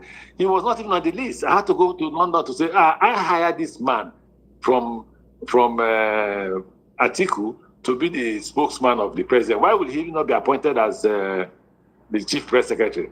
That's how he was included. So he said, no, he apologized in that interview, but I should check the book that is there in the book. So I don't also want to talk about how Buhari became president. Believe me, it's God that decided that Buhari will be president. If another person is claiming glory, I wish him well. But let the person now tell us how much he contributed. Let the person tell us what he did. Because you saw us for primary, everybody saw me everywhere. I was everywhere for the primary. And I was chairman of Governors Forum. So did this person speak to the governors? Did he plead with the governors to vote for Buhari? Because truly, Buhari would have been defeated at the stage of the primary. He was popular among his people. He was popular among Nigerians. But what about the delegates? That was the delegate election. We had to talk to our colleagues to help vote him in as the only way to be able to defeat President Goodluck Jonathan. And they did. But again, it's unimportant who made Buhari, whatever. It's not the thing I want to discuss. I want to leave it out of this conversation. Thank you very much. Thank you so much, sir. We have just 15 minutes before we round up, so I'll quickly go to Jack. Jack, good morning. Can you be very good? Yeah, good morning. Good morning, Mr. Amaechi. Thank you for the opportunity to engage with you. So my questions are going to be very quick. And the first one is, you served for 8 years under the administration we consider the most incompetent in the history of our country, if not in Africa. And, during that 8 years, you never raised any concerns. You never said anything about Buhari's obvious incompetent administration. And then you're coming now to tell us that, you would have done this. Tinubu has just spent 4 years, right, in office, and you have a lot of things to say about his government. But for good 8 years, Buhari's government was not, incompetent in your eyes. I think that's questionable, and I would really love to know why you kept quiet for 8 years. And then, have a lot of things to say in 2.5 years. That's number one. Then number two is that in the last APC primaries, you did say, when you clocked 60, that you told Bola, to his face that you're not going to support him, right, after the primaries. And one would, ask the question, does that mean that if you lose the primary in ADC, you're not going to support whoever, emerges through that process? And the third question is, are you comfortable the way ADC is currently structured? Do you have confidence in the leadership? Do you think that you would accept whatever comes out of the primaries? Thank you so much. That's my question. I think you don't live in Nigeria. I think you live outside Nigeria. Why I say live outside Nigeria is Buhari completed the Port Harcourt, Abuja Kaduna Railway. I don't know whether that is incompetence. Buhari started and completed the Lagos Ibadan Railway. Buhari built the first seaport in Nigeria. What you have is river ports. The first seaport in Nigeria was built under Buhari. It was under my ministry. I started it and I ended it. The roads that, what's his name? Fashola built. That's part of incompetence. The railway from Itabe to Warri was started, Babangida or Shagari. It was completed under Buhari. The what's it called? Not lake. The dams were all completed under Buhari, and all this you refer to as incompetence. You must be a Tinubu supporter for that kind of question that you ask. Now you say if we can compare Buhari's first 4 years to Tinubu's first 4 years. Compare that. Buhari in borrowing money. He was borrowing money. Everybody was shouting about him borrowing money, but he was able to stop. He did not remove subsidy. People are not dying of hunger as they were dying now. People are dying. People are committing suicide. First year of Tinubu, people are jumping into the lagoon.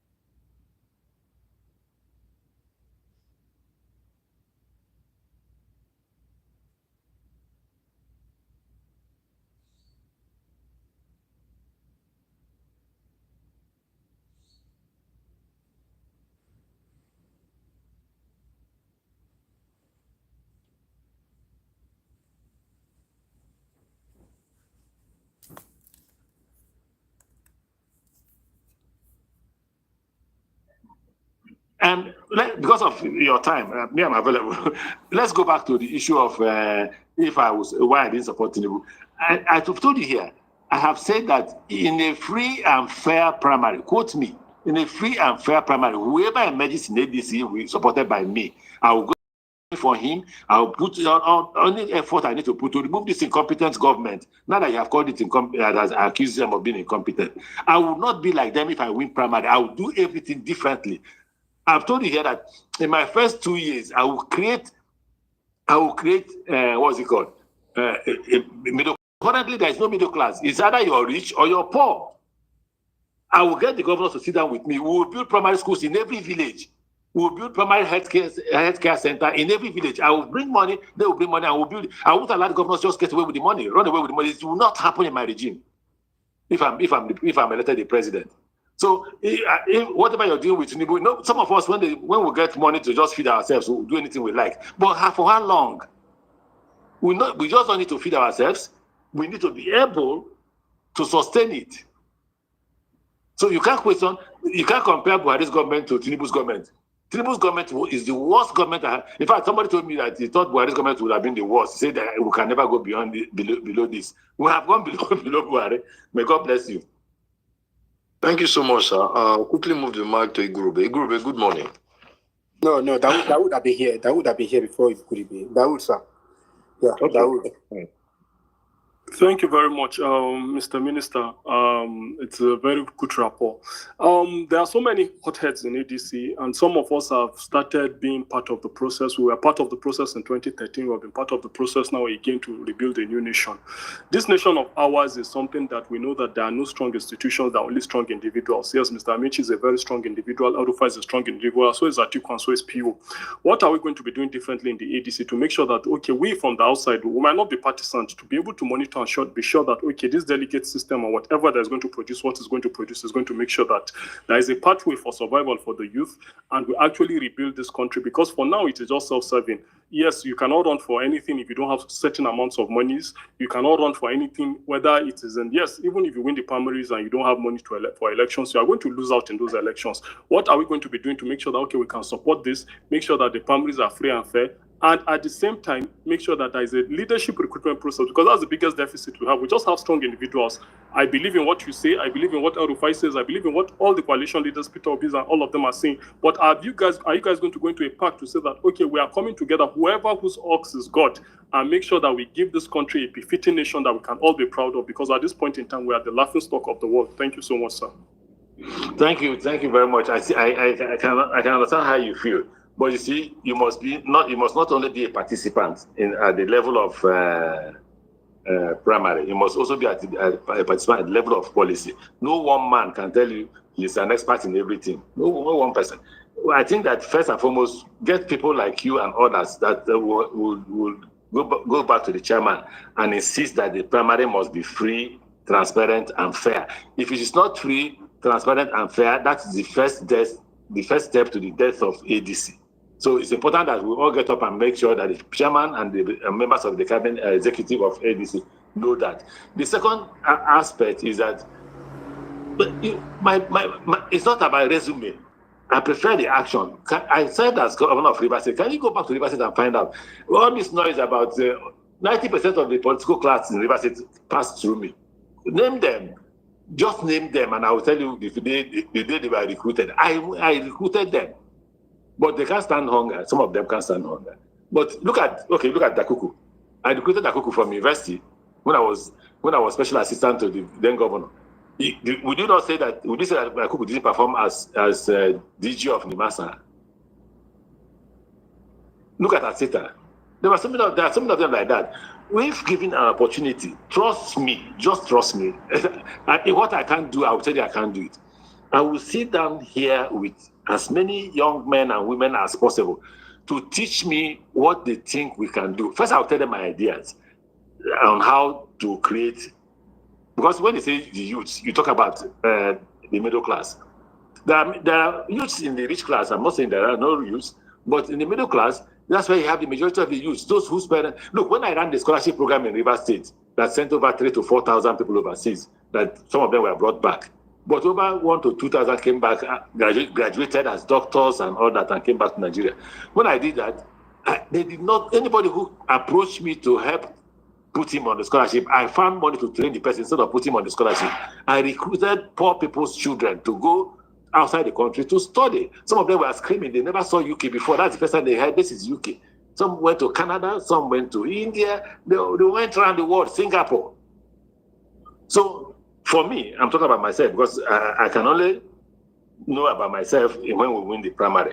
I can only say that if we win the primary, and I need as much support as possible, I'm not among those who go to social media to be shouting, vote Amaechi and all that. If you don't know me Come close to me. I have an open door policy. My house is open. Police doesn't stop anybody from coming in. You can come in at any point in time. Even somebody woke me up at 12 midnight last night. I was enjoying my sleep. I had no choice but to attend to the person.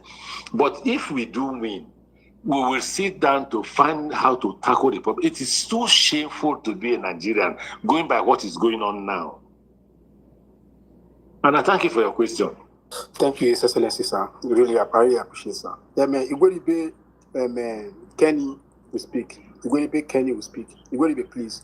Your question, please. Your straight question, please, sir. Okay. Thank you so much, Omoye. Good morning, everyone. Good morning, Dan Amana. Good morning, sir. How are you? I'm all right, sir. Just a quick one. It's going to be two-edged question. Question one is when you win, and first when you are contesting. In AGC, we have so much concern in your state. Your state is important to Nigeria in election, and it has become, in the last three cycles of election, it has become so notorious in the region. As AGC member and AGC leader in River State, how are you going to support the people to protect their votes from rigging, from intimidation, from harassment, and result rewriting afterwards? Two, if you become President of the Federal Republic of Nigeria, how are you going to ensure, using your office, I know they said INEC is independent, but I don't see independent in anything, since politicians are the ones appointing the INEC and the REC and the rest of them. So how are you going to use your office as the president to ensure that INEC umpires actually become independent, that we cannot have the kind of kangaroo result and the election we're having in the River State in recent times, that people will vote and have their result tongue in the eyes and ask you to go to court, and INEC will pronounce that result. So how are you going to make INEC independent from political interference, from individual personal influence and the rest of them as a sitting president? These are just the two questions I want to ask you. Thank you and welcome, sir. Okay, so the first one is that I cannot explain to you what we will do to protect our results online. I have said this several times. Let's finish with the primary. Go, if you're in Nigeria, just go and register in ADC and support me for the primary. Once I emerge, I will articulate how we'll go about focusing and fighting the INEC to stop them from rigging the election. Then on the second one, I assure you that in the first 1 year, one part of our achievement will be electoral reform. We'll remove the power of the president to appoint an INEC chairman and INEC commissioners. Because what they are currently doing is that they have no character. They appoint APC members, PDP members. I was a PDP governor. They just called you, who do you want to bring from your state? You have to, when you bring. Some of them don't even have respect for transparency. They bring the party members. And that's because the law, constitution say that whoever you would appoint must have been qualified to run for the office of the House of Reps. So what is the qualification for House of Reps? He must be a card-carrying member of House of a party before he can run for House of Reps. All that constitutional amendment will be necessary for a transparent election. Hold me responsible. I want this kind of interview whenever I win the presidential election to ask me about these reforms. There will be reforms. In some countries, electoral umpires are voted for. They are voted for. So the chairman can emerge through election, but I don't have the details now. I want to sit down with the experts on how to reform INEC so that elections will be transparent. So that people, the reason why politicians do whatever they like to do is because they can be held accountable. It's the gatekeepers that hold them accountable. Who are the gatekeepers? The gatekeepers are those who sponsor them for election. So for them to run the second tenure, they go back to the gatekeepers. I want the people to be the gatekeepers. And the only way people can be the gatekeepers is an electoral reform. And it's one of the first achievements I will make. In fact, one of the reasons I supported President Buhari was that he promised and made it public that he will make this electoral reforms. I don't know why he didn't do it.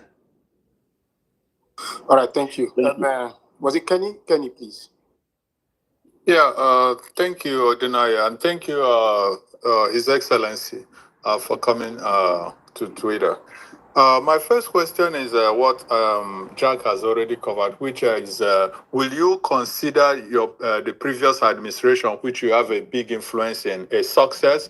And secondly is we are tired of when election is getting close, like 5 months or whatever, and everybody will start going around in campaign.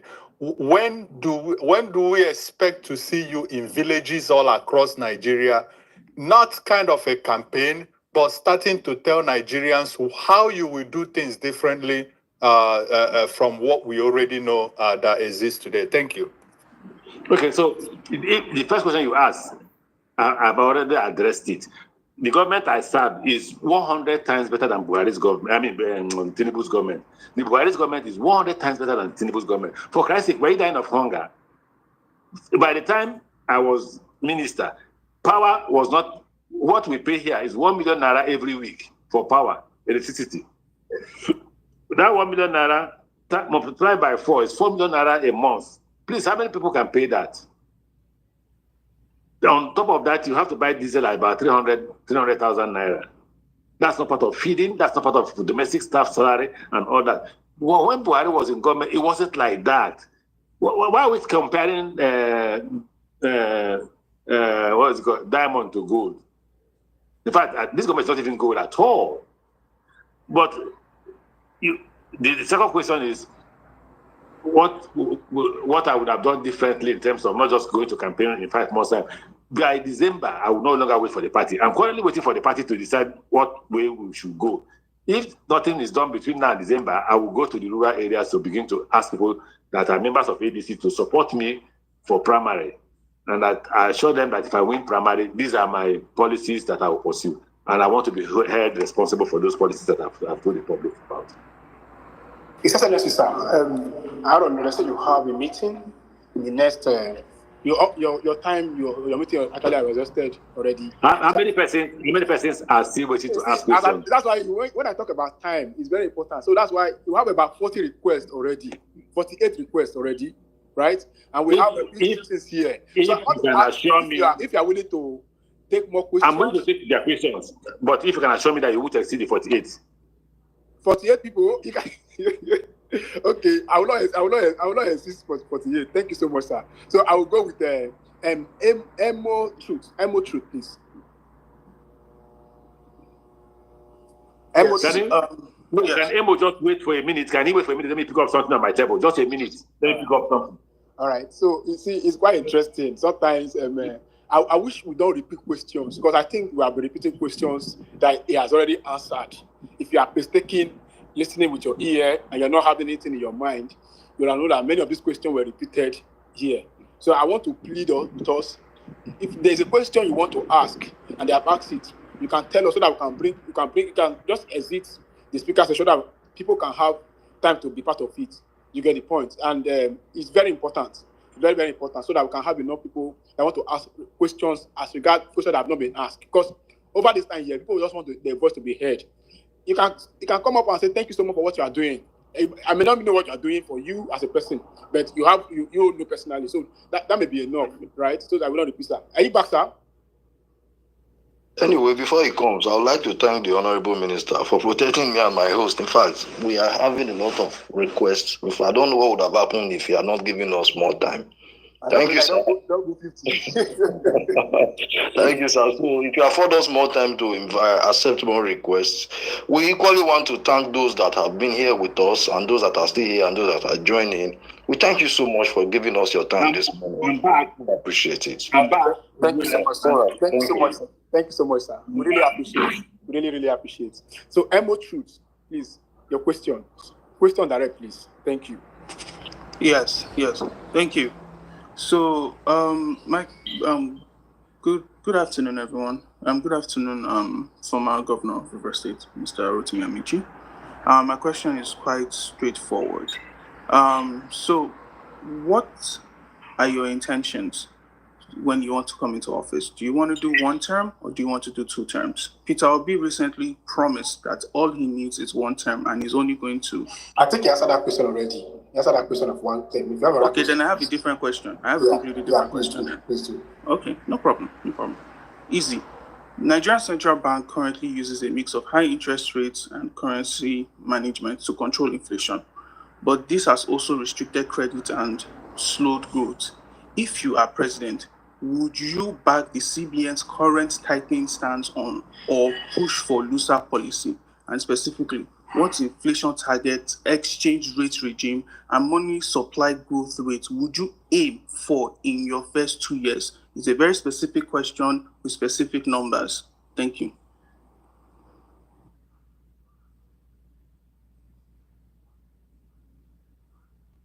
Sir, please, can you unmute? It seems like you've muted yourself.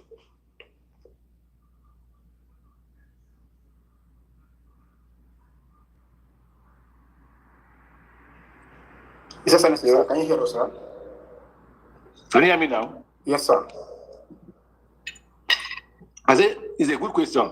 Unfortunately, I'm not an expert in finance, so I will keep the experts in finance to advise me on this. Answer that question. Can I maybe ask a much simpler question in a different way, not directly finance. In your opinion, do you think the CBN is doing the right thing when it comes to monetary policy? In your opinion, If they were, the exchange rate won't be as high as it is now. Okay. Thank you very much, sir. Thank you very much. That's all my question. Thank you. Okay. All right. Thank you so much. So, please. Who just asked now? I'm sorry. I think I was a little bit distracted. Thank you so much. So let's move to Valerie. We have at least it's been guys. Let's be gender friendly here. Valerie, good morning. Yeah, good morning, esteem. Hope you can hear me. And good morning, Mr. Rotimi Amaechi. Thank you for your time. Can you hear me? Yeah, we can hear you. Yeah. Go ahead. Okay, so please, I have three questions for Mr. Rotimi. So number one, I want to know what is his stand on zoning. Then number two, does he regret joining APC to remove GEJ from power? And number three, considering the claim that Ngozi Okonjo-Iweala claimed in her book that Rotimi Amaechi and other governors exposed saving funds in the excess school accounts, arguing that earned money should be spent, how can ordinary Nigerians trust that Aso Rock will become a hub of wasteful spending amidst the country's current critical economic and social challenges? Thank you. I want to reply Ngozi. There are three persons I want to reply. Ngozi is one. Hadiza is two. Dr. Dele is the third person. In my book, I'll reply them. But let me give you a piece of information about what transpired between us and Ngozi. There was a saving about, I don't know if it was about 48 billion naira. Every time we came for a meeting, Ngozi will explain to us. Every time we came for NEC, and that was from SS Food account. Ngozi will explain to us, that the president directed him to remove $1 billion. But that's not federal government money. Neither is it the president's money. So why are you removing the money like that? Okay, the president's directive, we ignore it. The next month, we'll come for next meeting, it will happen. The third month, the governors protested. Give us our own share of the money. From $48 billion. They were able to give us only 10 billion. And that 10 billion was shared between the federal government, the state government, and the local government. After that, what happened? Let them go tell us what happened to the money. Because they could stop calling NEC meeting. By the time they handed over to Buhari, they didn't hand over up to $5 billion from the SS Food account. And the president did not have the power, or does not have the power, to spend that money without NEC.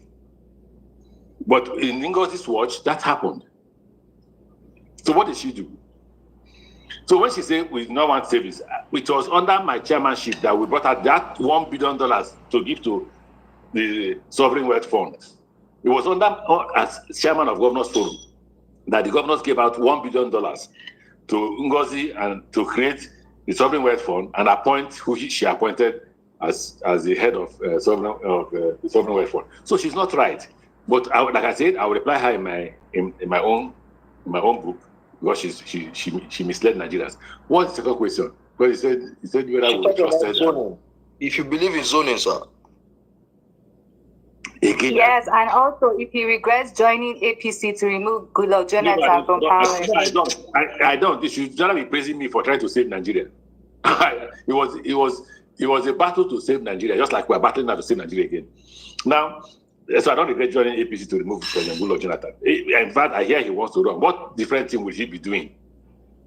The only thing that is bringing back our former president is, he has only 4 years to run. How is that a criterion for a presidential candidate? He has just 4 years.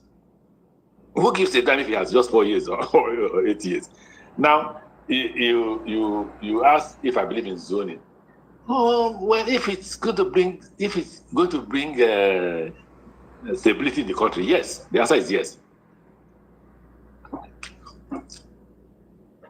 All right, thank you so much, sir. Thank you very much. We'll move to Owele. I don't know. I think that should be Owele. Owele, good morning. Are you there? Sorry, Dr. Steve. Let the next person ask question. I'm driving. Just once it's done, I should be able to ask mine. Yeah. All right, great. Dr. Steve, good morning. Yes, good afternoon. My name is Sikibo Ije Dagogo. Your Excellency, good afternoon. Thank you for joining us today. So, given the myriad of challenges in Nigeria, we've heard all the policies you're proposing. Has a feasibility study been done in achieving this within 4 years? And when are we going to get a glimpse of your policy documents? Thank you, sir. Good question. That shows you're not a politician. Politicians don't ask such questions, so you're a good man. Politicians are used to people come to them. In 4 years, I would have completed everything I want to do. Honestly, I will release those documents early next year because I had them when I wanted to run for presidency in 2022 and all that. And I had timelines. Of great importance to me is the economy. And I've talked about social housing, I've talked about agriculture as a way of creating employment. I've talked about in the first 6 months to 1 year of my regime, every village will have a primary school. Every village will have a health center. Whose responsibility is it to do? That of the governor of the state and the local government. How will I achieve that?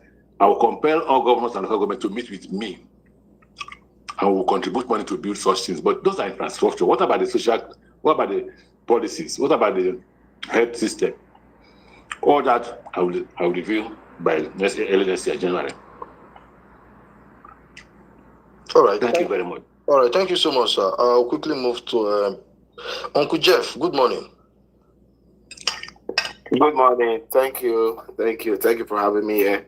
Good morning, His Excellency. My name is Jeffrey Okenewobodo. Actually, today is my birthday. Happy birthday, Uncle Jeff. Thank you. So, sir, I just want to quickly join and ask you a question. Before that, I also want to tell the General House that I was also impacted by your scholarship scheme, and today, by the grace of God, I'm still with my family in the UK. Although I always come back to support you in whatever you do. So people should not ask where are the 3,000. Among the 3,000, I'm part of them. I'm one. Thank you very much, sir. Thank you once again. So, sir, I just wanted to ask, with the rate of unemployment in the country, especially with the youths, like you said, during your time, I think it was a bit easier for the youths compared to this time. We have youths, I have so many friends that most of them are unemployed and they are not just doing nothing, they just always want to use politics as an escape route for poverty. So I'm asking, what will you do to make sure you'll be able to address the unemployment amongst the youths currently in Nigeria? Because you said when a man is hungry, he will go into different things, try to cause insecurity in the state and all that. So what will you do to make sure you make this thing not to happen? I don't have answered that question before, but I've talked about education, I've talked about social housing as a way of creating employment, I've talked about agriculture, but that's not all. The youths need to be part of leadership. They must not shy away from it, for Christ's sake. They must go. But again, if you look at the National Assembly, the current National Assembly is mad. I want to hold back myself, it's okay. But who are the people in the National Assembly? They're not old men. They're the youth. But people are not asking the question, what is going on among the youth? However, when I win, we will sit down and discuss how to manage the positive youths, not the ones that will run down the country, and how to create employment for the youth. I have told you here that key in my first 2 years will be how to create schools, both primary and secondary schools, working with the governors and the local government chairman, how to build social housing, as another way of creating employment, which was what I did when I was in Port Harcourt. I just made sure that every village had a primary healthcare center, every village had a primary school. And it didn't cost us much. It was 120 million naira to build a primary school. Similar amount was paid for a primary healthcare center. We hired doctors. We hired about 400 doctors and put them in all the primary healthcare centers. In that same manner, once you go with those things, you are creating employment. Then when you combine it with social housing, you're also creating employment. But this is just what to do to grow the economy. You need to do more to get the youth involved in political activities and get them involved in leadership roles. That's what I would do. Thank you so much, sir. Yeah. Amen. Professor Incredible. Prof. Yeah, good. Sorry, Professor Incredible, please, before we go on, Ibrahim, diplomat, please, I cannot see your request, please. I don't know, you are telling me that the space seems to be like more of the Southern agenda or whatever. It is not. We are very open to accept requests from everybody from every zone. Please, I can't see your request. That's why I cannot bring you up. No, that's a blackmail. Not whatever. You are calling it a blackmail. That's a blackmail. Yeah. No, it's okay. But then again, you should understand how this thing works. Sometimes you won't see somebody's request, and it's part of the glitches that, the landlord of this particular app have not been able to fix. Please, we can't see your requests. It's not a certain agenda, please. We do not have. One family, we are part of the coalition, we are part of the ADC, and we are Nigerians by extension, please. I needed to quickly address that. So, Professor Incredible. Yeah, good morning, everybody. Good morning, Your Excellency. So I have a series of questions. So I will start with this. 3 questions, 3 short questions. So number 1, you agreed that the subsidies should go during your submission. Please, can you hear me? Yes. Yeah. You agree that the subsidies should go and that anybody that became president would have removed subsidy. But you are also chastising this government based on the effect of the removals of the subsidies. And I'm just wondering, would you have done something different? Maybe, or would you be doing something different when you become president? So that's number 1. Then number 2, the food crisis in Nigeria. Part of the low-hanging results, fruits that I believe is still the effect of these exports across border, not the ones that go through the A&E window, the ones across border that is not captured into Nigeria's book. And nothing is being done by it. What would be your policy, or what would you do that? Then number 3, in your submission, you said you saved Nigeria in 2015. You also said that a friend of yours had told you that they thought the Buhari's administration, that's the one that came after 2015, would have been or would be the worst. Would have been the worst. But now, this administration is below terrible. So my question to you now is that, why should we trust anybody or any politician at all that had been a part of all these administrations? Thank you. I don't know whether you have been in Nigeria. If you have been in Nigeria, for Christ's sake, can't you distinguish me from the rest of the world? No, can we be honest in this program? Don't I, in my character and the way you see me, make a difference from the rest of the world? In fact, in Rivers State, I introduced town hall meetings where I went to every village that was part of Rivers State. And I'll go with the contractors because I awarded contracts in every village. And I will say, I have paid contractor A this amount of money. I have paid contractor A this amount of money. This is the report he gave me. Is it true? Please, kindly differentiate me separate me from the rest now. I beg you. That's what I beg everybody who is contributing. If you think it's a lie, let's take up the argument. Let's be a part of the argument that I'm part of those. Key to the success of removal of oil subsidy is corruption, is stealing. If you leave that money and the dollars for the people, it will impact. You will see it. You will feel it. The reason why people are feeling hungry is because the dollars and all that are going into private pockets, and Nigerians don't care. Somebody comes and donates 1 billion. You didn't ask him what was he doing before he got the 1 billion. Hotels are being bought all over Nigeria. Houses are being built all over Nigeria. You need to ask questions. Ask the Nigerian elites, where are they getting all this money from? That's what I think. I may be wrong. So if you say, well, why do we have to trust you for having been in all this government? I was one of the, what were they calling us? Okay, let me, for purpose of lack of what to call it, I was part of the team A in Buhari's government. And for Christ's sake, you can see what I did. You can see the fact that I completed the Itabewari Railway, which had been there for ages. Some of the young men and women who are here were not born when that railway was started, either by Babangida or by Shagari. And I think we didn't complete with more than $100 million. That's all it needed to complete it. I completed the railway started by Goodluck Jonathan, the Lagos, the Kano Kaduna, Abuja Kaduna Railway. What held that railway was trust. The Catholic Church didn't trust the government, so they refused to allow them use their land. When I was appointed, the first place I went to was the Catholic Church, and I approached the sisters.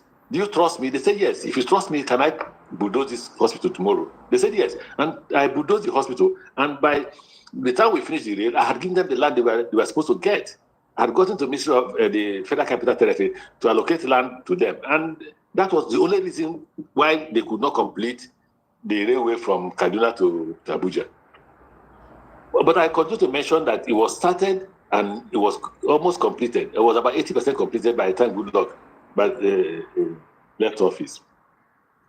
So this word trust, most of the questions people are asking, you're repeating the questions I have already answered before. Yeah. I want to remember what was the other question. The other question. Yeah, Professor Credible, you remember this question? Yeah, the policy on exports through land borders is not regulated. I had answered it. What I said to the young gentleman who had asked the question on finance, I said, before January, I will come out with my policy statements on literally everything I want to do.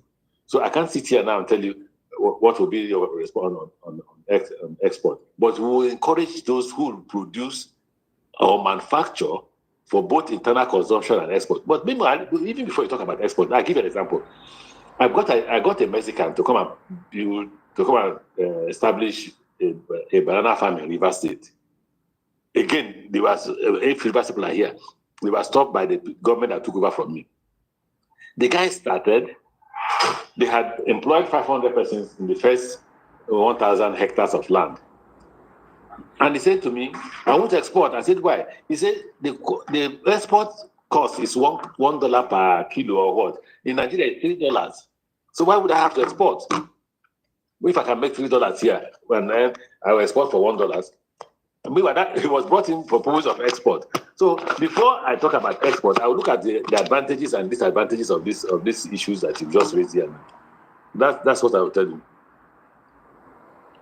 All right, thank you so much, sir. I'll quickly move to Aisha. Sorry, guys. We have a female, right? So let's just allow her to speak. Then we'll move the mic to Wins. Aisha, good morning. Can we be very brief? Thank you. Yes, I will. Good afternoon. So I wrote my questions down. I'll make it really quick. Good afternoon, Mr. Amaechi. Yes, so I have a question regarding the 3-tier of government system that Nigeria operates. That's federal, state, and local government. So the question goes like, first question, do you think that this local government system that we currently, this 3-tier system that we currently operate is the best, or should we revert to a 2-tier system? That would mean federal and just state. That would remove the local government. Or do you think we should continue with the 3-tier system? Second question, what would you do if you became president to contribute to an independent local government system? bearing in mind the powers of the state's houses of assembly to make laws for that system. And the third question would be, during your tenure as governor of Rivers State, did you conduct local government elections? I don't know if you got those three. No, repeat the first one. So the first question, do you think that Nigeria, because currently we have a constitution that says that there should be a democratically, okay. So should we keep that 3-tier system or revert to a 2? Because already we know some of the issues with the local government in some states and, influences of some governors. Yes, so those are my two questions. Yes, I'm listening. When I start campaigning, my mantra will be law and order. Once you enforce law and order in different parts of the country, the system we currently have, there is nothing wrong with it. It's just that because there is no enforcement of law and order, people just use the funds available for local government for whatever they think they will need to use it for. If I conducted an election, I can't remember now, it's a long time ago. I can't remember. Yes, I did. And then when the governor took over from me came, he dissolved the council. What's the second one? What would you do to contribute? Because we know that recently the Supreme Court, said that local government funding should go directly to them. We know what's happening with the joint local government fund with the states. But we know some governors haven't, even most governors haven't. So I'm asking, if you became president, what would you do to basically contribute to knowing the limits of the federal government as well? Okay, so you said... Go for a constitutional amendment. That judgment by the Supreme Court was wrong. I won't go there. I won't go the way of the Supreme Court. I won't go the way of the Tinubu's government. I'd rather go for constitutional amendment. There'll be huge constitutional amendment if I win. There will be a huge constitutional amendment where we'll address everything about Nigeria. And we'll sit down with literally everybody that matters to discuss Nigeria, including local government administration. So if I get to power, there will be an independent local government authority, but that will be by constitutional amendment. Aisha, are you satisfied? Not really, but I think this would be because I have more questions. But let me yield the mic. Let me hear you. What's? So you say the Supreme Court was wrong. I would want to know why. Why do you think that? The Constitution says that the funds of local government should go to what they call JAC, joint accounts of state government and local government. That constitution has not been amended now. That's why I say they were wrong. I'm not saying it is not right to give local government their funds directly. I'm saying what the Supreme Court should have done is to ask the National Assembly to amend the Constitution. I understand where they were heading to. They were scared that National Assembly may even make the amendment, but the states will not, because it requires 24 or 26 states to support such amendment. So to override that frustration, they amended the Constitution by themselves. They have no powers to amend the Constitution by themselves. They don't have such powers. Sir, can I say something regarding this? Because the Constitution also says that there shall be a democratically elected local government system. Now, that second addendum by the Constitution to say, okay, let allocations go, I think was more or less, we know that sometimes the Supreme Court makes certain decisions that may not necessarily be there in law, but kind of like as an activist situation, to have a situation where another pronouncement you have made becomes effective. So I agree that, yes, that other provision should be amended. But how do you guarantee a democratically elected local government system when you had caretaker committees being appointed by governors? So it would have made nonsense of that decision if they didn't add that other part. I've told you here that there will be constitutional amendment. Part of the constitutional amendment will be I will not be part of those who want to hijack the State Independent Electoral Commission. Part of the constitutional amendment will be to create an independent electoral commission that is not appointed by the governor. Part of the amendment, by my own idea, I don't know what will happen if I become president, but this will be my own idea. Part of the amendment will also be that the local government tenure will be 3 or 4 years, depending on, and that once that tenure expires, the governor will not call for election. The Independent Electoral Commission will call for election. And any state that does not fulfill this will not access any resources coming from local government. If you put all this in the amendment, I get it. So you end up with what the Supreme Court had to do to get that effect. I'm not saying what they did. I'm not saying what they did is wrong. Odunayo, no problem. No problem. I agree with you. I agree with you. And I agree with because... Excellency. Excellency is very correct. Section 162 of the Constitution of Nigeria have not been amended. And the Supreme Court cannot amend the Constitution of Nigeria. Yes. Of course. I do agree with that. Yeah. I do agree with that too. But like I said, to make something else. When they do local government to reform in Nigeria, they are lying to themselves because Supreme Court decision was very okay. So in wrapping up, Odunayo. Yeah. Let me be clear. We agree that the 3-tier system is good. How do we make it more effective? Because I believe governance starts at that before it goes to federal. Before it goes to state and federal, they all have their responsibilities. So I think that's one thing I've gotten from this. So thank you. Thank you, Aisha. Thank you. All right, Godwins. Okay. You can go now. You guys no. Godwin, no. I brought Anosike far ahead of you. She said, all right. Anosike first, please. Anosike, please. Okay. Yeah. Okay, thank you, the host. Thank you, Right Honorable. My own is actually because I don't have issue with whom I'm electing today as the President of Nigeria, because I can't really determine or know exactly what you will turn up to be tomorrow. But I have issue whereby there's a need to remove you, and I can't remove you, owing to the fact that you must go on a second tenure, and we have very poor electoral system. So, and I know you to be one-time speaker of Nigerian Speakers Association as of then. I don't know whether it's still existing now. Then also governor and chairman of Nigerian Governors Forum and the others. I would like to know today and when you become the president, what are you going to do differently in giving us a good electoral system that will actually reduce the crisis we usually have at polling units, that will allow people to vote at their comfort of their home office and all the rest, and also allow diaspora voting. Because why I keep talking about diaspora voting is because it is in diaspora that we have true Nigerians who are not reasoning based on Yoruba, Hausa, Igbo, but clearly on infrastructural development, which they have in their host countries. So what will be your position on this?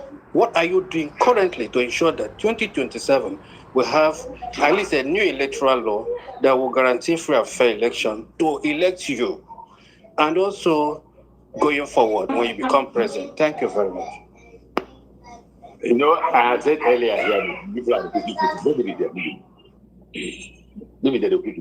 Now, I've said earlier that people are repeating questions. I had answered this question before, the question on what I would do. I had said that would be electoral reform. I'm not joking. It is the lowest hanging fruit for me. The reason is that it's not even about what you said. It's about the fact that votes don't count. They just don't count. The politicians are not held accountable. That's why they do whatever they like. That's why somebody can come to the TV and say, you can go to hell. So as soon as election is over, if by God's grace I'm declared the winner and I'm sworn in, the first thing I will do after they have constituted the National Assembly is to have a meeting with the National Assembly with experts in electoral reform. I will hold the National Assembly leadership responsible for an immediate passage of such electoral reform. We will get the Nigerians to debate whatever we are going to put out there. But I will give everybody, including myself, including Nigerians, 6 months maximum to pass the electoral reform law. So that, Buhari wanted to do it. I don't know what frustration he faced. I wasn't the president, so I don't know what. But trust me that my first 6 months, I should be able to deliver electoral reform as one of my achievements. If that happens, I may encourage. I'm not giving you my word about diaspora voting because I don't know what I will meet in the office. Let me not behave like who was that promised what? Okay, is it the current United Kingdom Prime Minister who got to the office and what he met was higher than what he expected? Let me see what is on ground by the time we get to the office, by God's grace. Then I can respond to promises I made and what the limitations are, and I'll make it open to Nigerians to contribute and see what I've met in office. The thing to tell about diaspora, I gave out of how many commissioners, about 4 or 5 of them were from diaspora. I brought them back to come and be commissioners. Guess what they were doing? Oh, God, the ministry you gave me, there's no money there for me to pay my mortgage. So when you talk about diaspora don't believe in ethnicity, that's not correct. When you say it's all about infrastructure, that's not correct. You're not correct. Just say that it should be an all-inclusive government, and trust me, there'll be an all-inclusive government. Thank you very much. All right, thank you so much. Yeah, I think you call wins, right? Yeah, wins. But yes, can you hear me? Yes, sir. I can hear you, sir.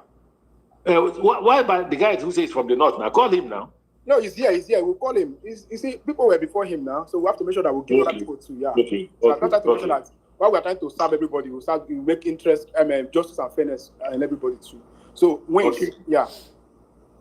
Okay, Dunayo, can you hear me? I can hear you, sir. Good morning, sir. Or good afternoon. Good afternoon. Good afternoon, Mr. Amaechi. Sir, thank you. In 2015, you campaigned to remove a president from the South. While addressing APC supporters in Calabar, Cross River State, you boldly said, Jonathan is not your brother. Mm-hmm. So I'm asking you this question in 2015. Do you still think Jonathan from the same region with you and the German is not your brother? I'm asking this question because in 2015, while campaigning for Buhari, you punctured on our fault lines as Nigerians by saying Jonathan is not your brother. So do you still think Jonathan is not your brother in 2025? Of course. The reason why I say Jonathan is not your brother is about infrastructure. Let Jonathan tell us. Please ask him this question. He wants to run again. Let him tell us one project he did in the whole of South, and I will name 2 that Buhari did. One project that Jonathan did, because if he's your brother, in fact, let me tell you what I tell you about ethnic politics. I hate ethnic politics. I hate it with all my life. But let's assume that there's something like my friend Sanusi will say. He said it can have progressive corruption. What is progressive corruption? You steal the money and you invest it in Nigeria.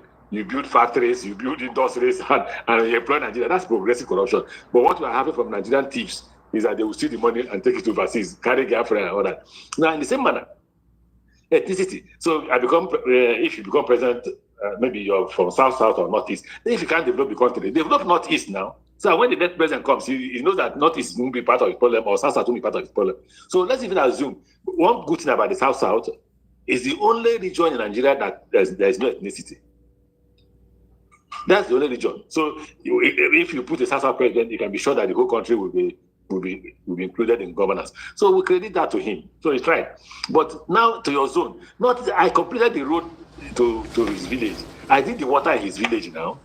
I got the MD of NDDC. I said, no, Jonathan is our God. We must carry him with 2 hands. Go to the village, complete those projects. I said, I directed the MD of NDDC. She's alive. Jonathan could not do the East-West road. The road from Mbiama to Yanagua was bad. I called the girl. I said, look, Jonathan was an ex-president from South. Go and fix that road from Mbiama to Yanagua, so that because by the time Jonathan was president, he was flying with a helicopter, so he did not care about the road. But now, as an ex-president, if he needs to go home, he will go by road, landing in Port Harcourt at that time. That time there was no airport in Yanagua.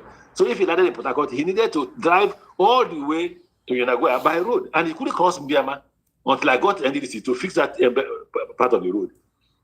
Now, let me tell you this story, why I laugh at the so-called coastal road. If you do the bridge from, what's this place in Akwa Ibom? Oron in Akwa Ibom. You do that bridge to Calabar, you have completed East-West road. Up to nobody has done it. Why did Jonathan, as president of Nigeria, who had resources, not do it for the South people? So, young man, I will repeat it 100 times that Jonathan was not our brother. If you vote for me, if I just think I won't do that Oron bridge, I will do it. Because I will abandon the so-called coastal road, because that's a road for stealing. If you complete the road from Calabar to Oron and fix the East-West road. It's the same thing as Coastal Road now. Why waste 13 trillion or is it 33 trillion naira when there's people are dying of hunger? So, young man, Jonathan is not our brother. All right. He's our president. He's our president. Excellency, when you are actually at that as your limit, let us know, please. So because the request will not stop. I think we agree for 42 or 48. 48, but unfortunately, it's going to come in and come in and come in. But I want to give time so that we can know very well that is where we are stopping, even though we have other requests. Yes. I'm here for the 42 or 48. Don't exceed it. All right, thank you, sir. So, Ibrahim, are you there? Ibrahim. Yes, Odinayo, can you hear me? I can hear you, sir. How are you, sir? Well, I'm fine. I had to do that tweet for you to allow me to speak. Your Excellency, I'm the northerner. If it is me, I will not actually look at the tweet. That's the honest truth. I don't like blackmail. We don't have to look at it, but I have to do that tweet. We had a space with over 10,000 few days back, and you are part of the speakers. It was hosted by a northerner. So you need to take cue from that.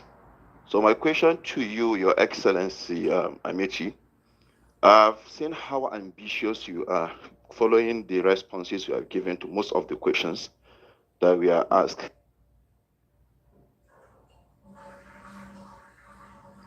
We have lost them all.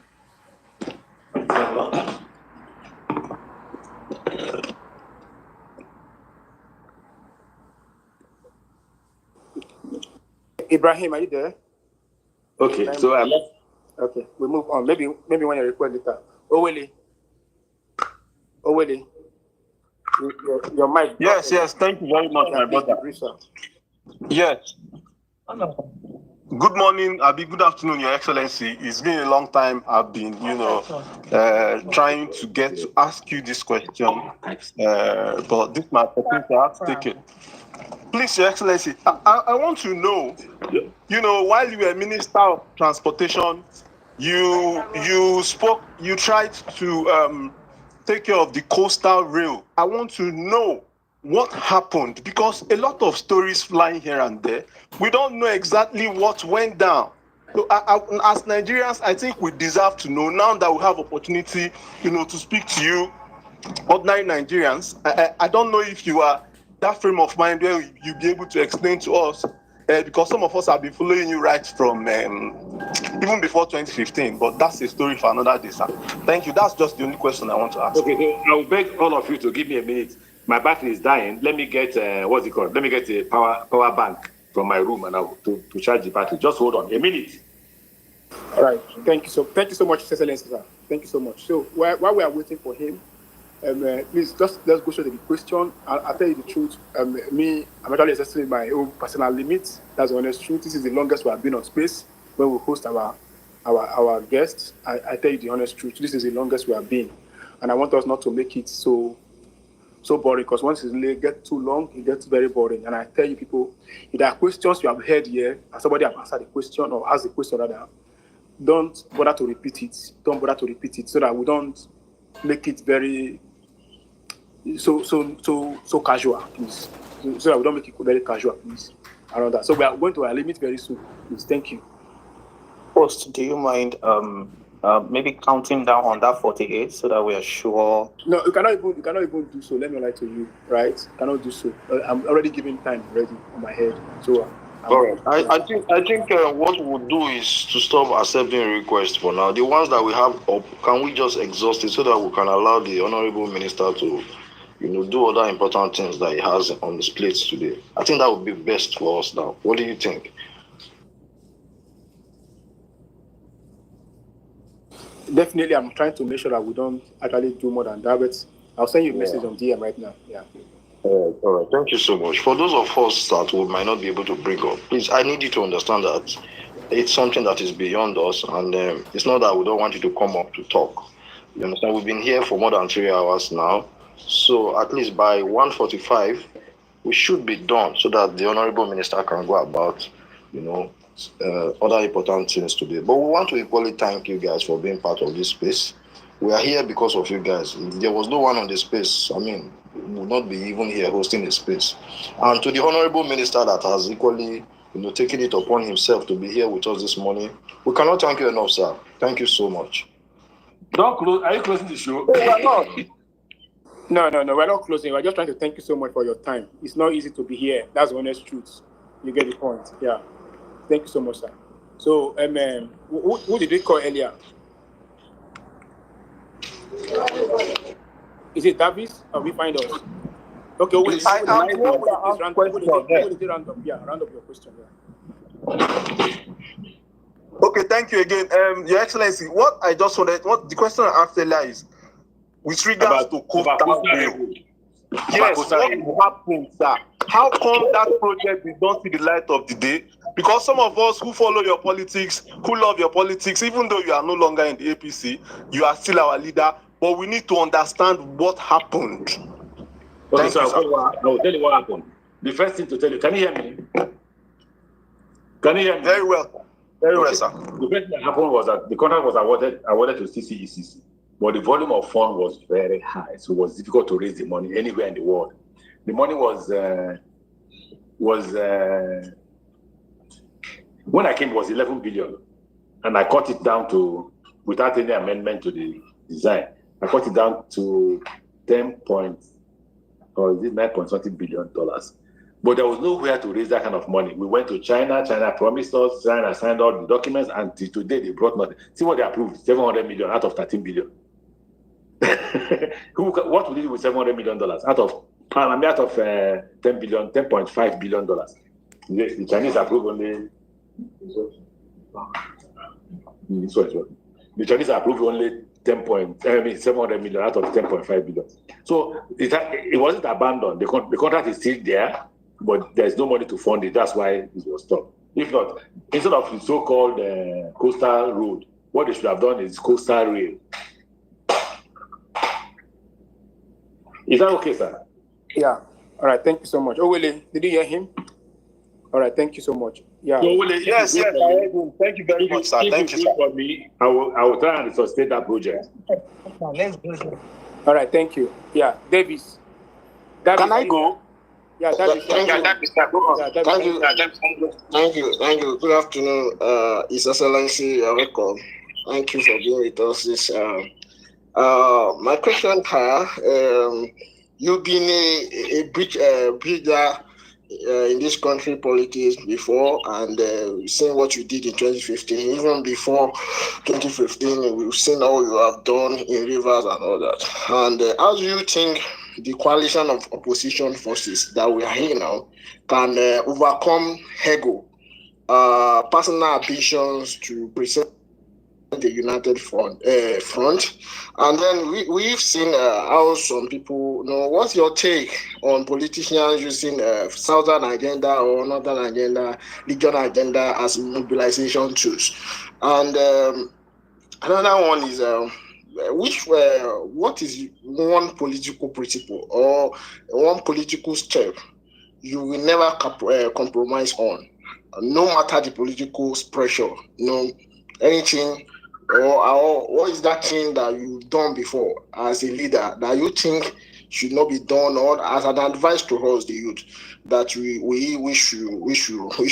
should go by? And then looking at the economy and the governance, Nigerians, their profile and the economy instability are worrying right now. So what is the first 3 economic steps you recommend to be stabilize the economy? Then how do you reduce dependency on oil, on petroleum, on oil and gas, and drive industrialization in a practical way? And sir, we've witnessed the Nigerian, particularly you, because you are older, you win the Nigerian democratic struggles over decades. Then what is one lesson you've learned that today's politician must remember to avoid? To avoid the repetition, to avoid it happening again. Looking at the situation in Rivers State, where a military ambassador is being announced, and this day as the working and all acting as a governor, military governor, or can I say? So then finally, if you are to mediate between Atiku, Obi, all other political figures that I know that will be contesting for 2027 election in ADC. So, what will be your approach to voters trust, or maybe your approach to make them believe in you, as one of the candidates or one of the contestants? Thank you very much, sir. You asked nearly 10 questions. You have to repeat them. Because now you are the first person who made me take it. I was not taking it, but now I'm taking the document to write what you are saying. So can you repeat what you just said now? Hello? You can unmute your mic and speak, please. Oh, me? Okay, I didn't know. No, not you, Honorable Minister, not you, speaker, the one who was asking the question. Not you, Honorable Minister. Okay, because he asked nearly 10 questions. And if I told you I got one, the other one I got was, not what will you do differently? He said, what is that pitfall that you would advise against? Yes, I'm sure he does not know that he's currently muted. Please, Davis, can you unmute and speak, please? You are muted. Okay, thank you. Thank you, sir. You need a pen and paper. So, okay, the first question is this. How do you think the coalition forces can overcome ego, personal ambition to present a united front? Though you've answered somehow before, but I'm not it's not well understood by me. And also, then what is your take on politicians using regional agenda as mobilization tool? So, and the third one is, what is one political principle or that thing you did, while in government, that you can't, or something that you think that principle you will never compromise, no matter the political pressure. And again, then the fourth one is the Nigerian, the issue of economy, Nigeria's economy right now. Then looking at the economic instability that are currently wrong in Nigeria now. So, what is the first 3 economic steps you recommend to stabilize the economy?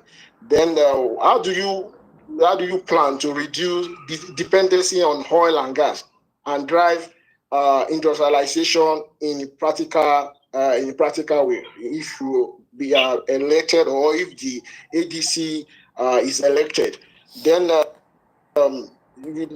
you have witnessed Nigeria democratic struggles, being another person, and then with your kind of experience and all that. With one lesson, what lesson?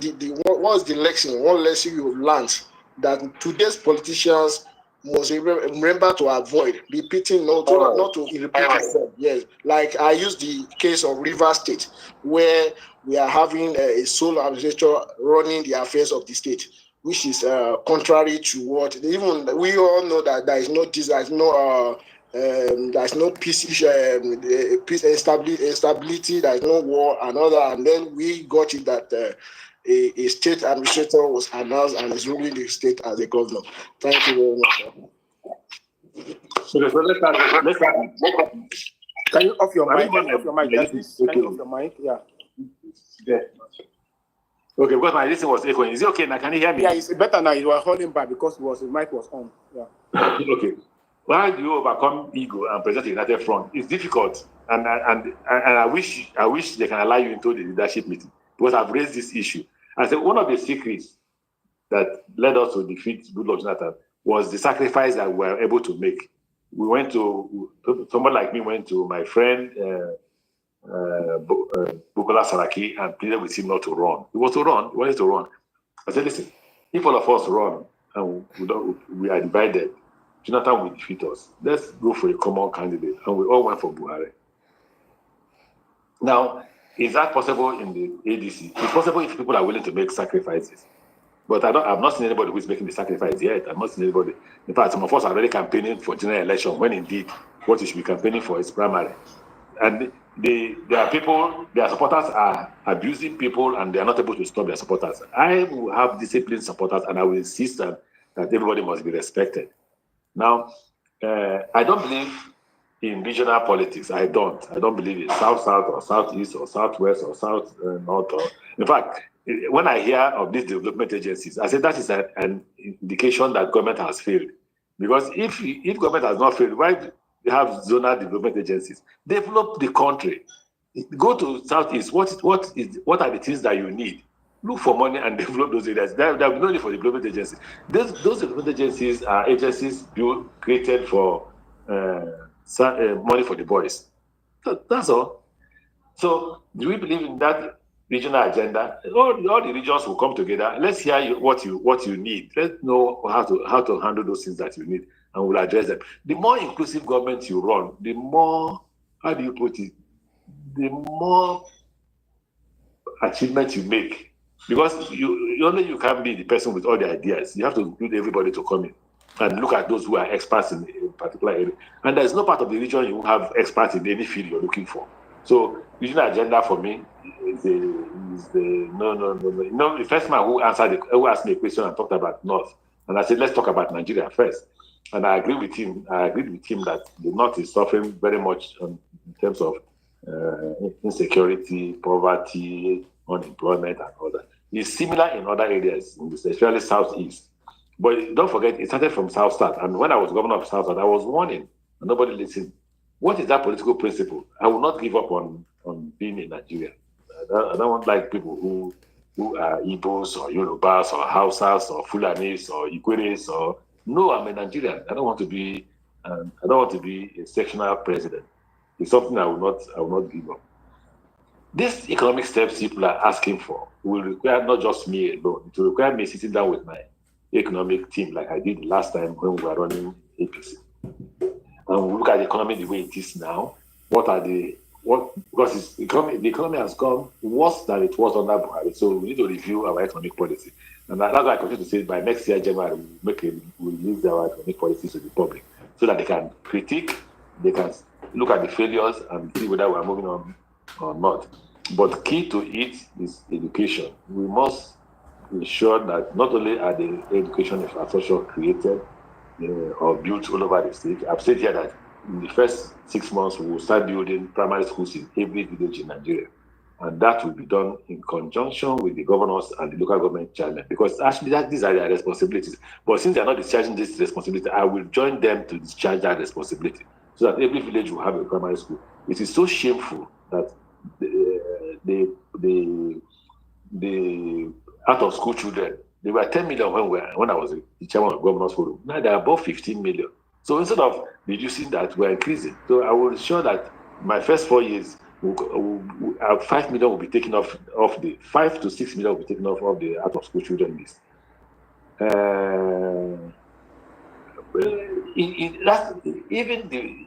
I thought this government should have done it to reduce dependency on oil and gas. Instead of reducing dependency on oil and gas, that's where they're making their money. That's where everybody is going to. I think we should focus on industrialization and manufacturing. We should focus on that and agriculture. All right, thank you so much, Your Excellency, sir. Yeah. And the issue of energy. Well, I'm not finished. What lessons that you have learned? But not all politicians. Not all politicians are trusted. Some are trusted. There are good ones. You know, when people abuse all of us as politicians that were not trusted, there are good ones that keep to their word. There are so many good politicians that are honest and all that. I think what lessons that when you meet those ones that are not, you don't have to trust them. That's after the 6 questions. Okay. Good afternoon, everybody. My name is Fidelis. And it's a pleasure for me to speak with His Excellency, Mr. Rotimi Amaechi. My first question is, sir, what would be the people living with disability in your government, knowing fully well that this present government has shut down the only school of the blind, Federal School of the Blind here in Lagos, that it has been shut down completely? Then secondly, you said that you were quoting this current president that he said he has not come. Sorry, can anyone hear me, please? So he said he has. All right, sorry. Honorable Minister, are you done, sir? Yes. Okay, all right. So we'll move to somebody's talking. Somebody's speaking. Find us. Man, I'm going to stop it here. Guys, Greetings to everybody officially. Eh? You know, I'm going to be bringing everybody. If Atiku comes, I'm going to bring him as well. We're going to listen to these people really make a complete ass of themselves.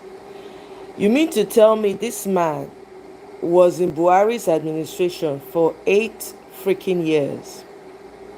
No impact, nothing. He even has the audacity to say during his time they had 10 million out of school children. The fact that he could even fix his mouth to say that shows how detached, how unremorseful, how unempathetic these people are. They don't care. They do not care. Oh, now it is okay. Now it is on track for them to come on social media and be talking to the people. Peter Obi started something, has mastered the art of it. It is now these people are waking up. They realize, now they see the power of it. They are now coming. And you see the problem. Nigerians, we are the problem. Oh, I'm telling you, we are the problem. I paid attention to this interview. Everybody that came up to be speaking, including the hosts and the co-hosts, look at how they were managing the man like saying I one king or one oba somewhere, trying to be careful so that he doesn't get hurt, nobody insults him. Meanwhile, Peter Obi comes on social spaces, social media spaces, people ask him the toughest questions. With humility and all, this man will calmly respond to the best of his ability. People will come and be asking him all manner of questions. We even be telling him, this is what I think you should do. Peter Obi, he go still take calm. You know, they see these ones now, they come. You can't even ask. They ask. When you get where you ask questions, you just say, no, the question, this is not what you should be asking. This is not why we... But the host especially talks too goddamn much. Talks too much. You have somebody who's coming to talk on your show, to talk to the Nigerian people, right? Let him talk. Let people ask him questions. This guy, he wants to serve the people. The people have the right to ask him uncomfortable questions, for Christ's sake. This is why we're where we are. You're calling the man, honorable. Someone that has clearly not shown to you that he's honorable.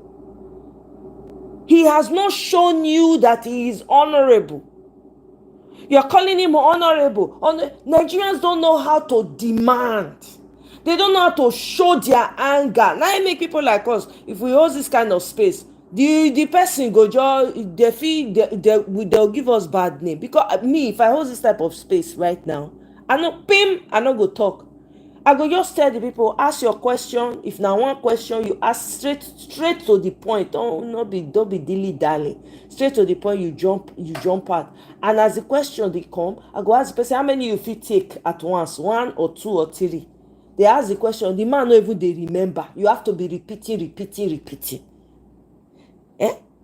It doesn't make any sense. The same people who have gotten us where we are, look at how some Nigerians are still very careful around them. We are in desperate need of a new Nigeria. This cannot sustain. How long are you going to do this for? All this time you guys have been doing your excellency, honorable. Where has it gotten you? Where is Nigeria today? Honorable, excellency, for doing what they ought to do. They are the ones who say they want to serve you. What is the receipt for the service? You people cannot even demand. They are petting the man. Like say, oh, you can't. It's bullshit. If not because I say make I bring and come here, make una listen, so that we will hear. It's good for us to hear. More we hear these people. Imagine. Imagine that. Let them all come and talk. Yeah, I like it. Let them all come and talk. Now it is in vogue to come on social media spaces and be talking. It's in vogue now. People that don't see you as anybody, they see you like slaves. Somebody was asking him about Peter Obi. I don't want to talk about Peter Obi. Fine, I get it. You don't have to make so it doesn't, because it can easily turn into questions about Peter Obi, which, it's fair. I don't have anything against that. You understand? But can we, for once, Nigerians, we need to unlearn a lot of this very subservient nonsense respect that we give to people who are impoverishing us. Nobody asked him in your age, the people that asked him, the people that had the tough questions for him, I don't know if he had any response. I don't know if he had any reasonable response to them. I don't know. How can you be serving a country? You say you're serving under administration for 8 years. You have the mouth to be saying 10 million people were out of school. It has gotten worse. You know the shame. You shame not catch you. Cold not catch you. People when they're supposed to they cool down for Kuje prison. They here they talk for space. They chew mouth like this. You know be like say they insult people, Papa. They chew mouth. The whole world they hear you as you did disrespect to the people when they listen. This is how much the chewing alone is very significant to show you that this man has zero respect for you. That's why they talk flippantly. That's why Wike talks the way he talks. Sputum, spit to go they come from all the corner of his mouth. Talking too much with nothing to show, no vision, not everything that he just came to talk about now. There's no vision. I don't hear anything when he talks. Say when I come, this is everything when they talk now like crumbs of what Peter Obi they talk. Not heard before. Now it is cool to say yeah you can run one term. It is now cool. All of a sudden it is cool. Everybody wants to run one term. If Jonathan want make it come to we go bring make it come space. We go bring am come here, we go talk am. Jonathan is offering a whole Peter Obi ministerial position. Person wey don pass that level. It's good make dem throw their heart in. Make I wan see. If they say they're going to have free and fair what's it called, election to determine who will be the candidate in ADC. I don't know. We'll keep watching. I don't know. Do you understand? I don't know. That's probably why it's important. Peter, I like as everything dey evasive right now. It's even good. It's for the good of all of us, so that all of us go rest. We no go dey project our nonsense onto this. Make everything just be as it be. This is bullshit. What are we talking about? This is bullshit. This man just came, a man that has contributed to the sufferings of the people, and look at how people are petting him. This is part of our problem. You cannot hold these people's feet to the fire. You cannot say you once said that if we do this, politicians, we should throw stone. You know you are one of the politicians. You deserve to be stoned. People ought to tell him that. Nobody. It's just that I can't be up that early and be asking those stuff. Otherwise, those are the questions I will ask. Last, they drop me from this space. It's that simple. It's crazy. The kinds of things that we take, the layers of trauma that as Nigerians we have been through. And you are listening to these people and they are talking. His belly is full. In belly as the thing, he long from here, go reach Kilimanjaro. Nobody they tell them say all those things not they healthy. Make they go they take care of themselves. Now to carry money, they sleep with different women apart from their wives. That's all they know how to do. Build house here, build out the way they don't go last enough to even live in. Our mentality needs to change. This subservience, excellency, excellent, honorable. Person when don't peace all over your face. They tell you say they tell you say na rain no be peace. You see they buy the nonsense when they sell. I tell you how angry I was listening to this space when this man was talking. I started the life at the beginning, so the comments, the continued version, the last 1 hour of the space, you can replay it and you will hear the rest of what they had to say.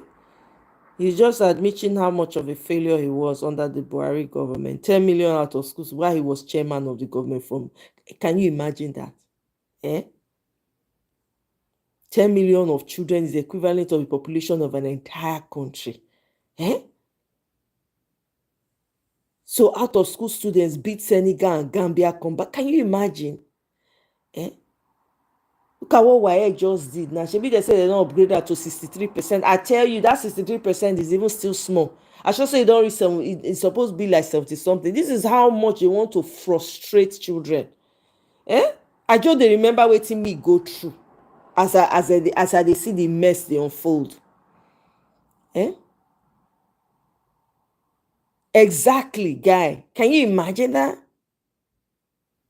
24 to, if not more, guy Wanlele. Extremely subservient master slavery. I was eating it. Exactly. Chewing on the ears of people from all over the world. No respect at all. This shows you how disrespectful these people are.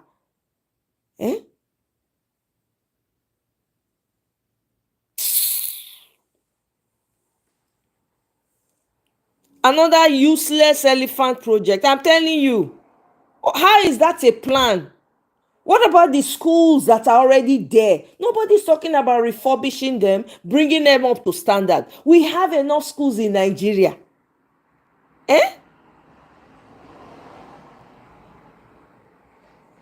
I'm telling you, I saw it. My brother, I saw it. I was like, oh my God. He tries to match PO. He added social affordable as at least 10K in each state. Then building schools. Now, have you seen him once on the ground? Exactly. How many places has he visited? How many times has he gone to visit those 15 million children? How many times has he gone to the IDP? Don't they have IDP camps in Rivers State? How many times has he been there?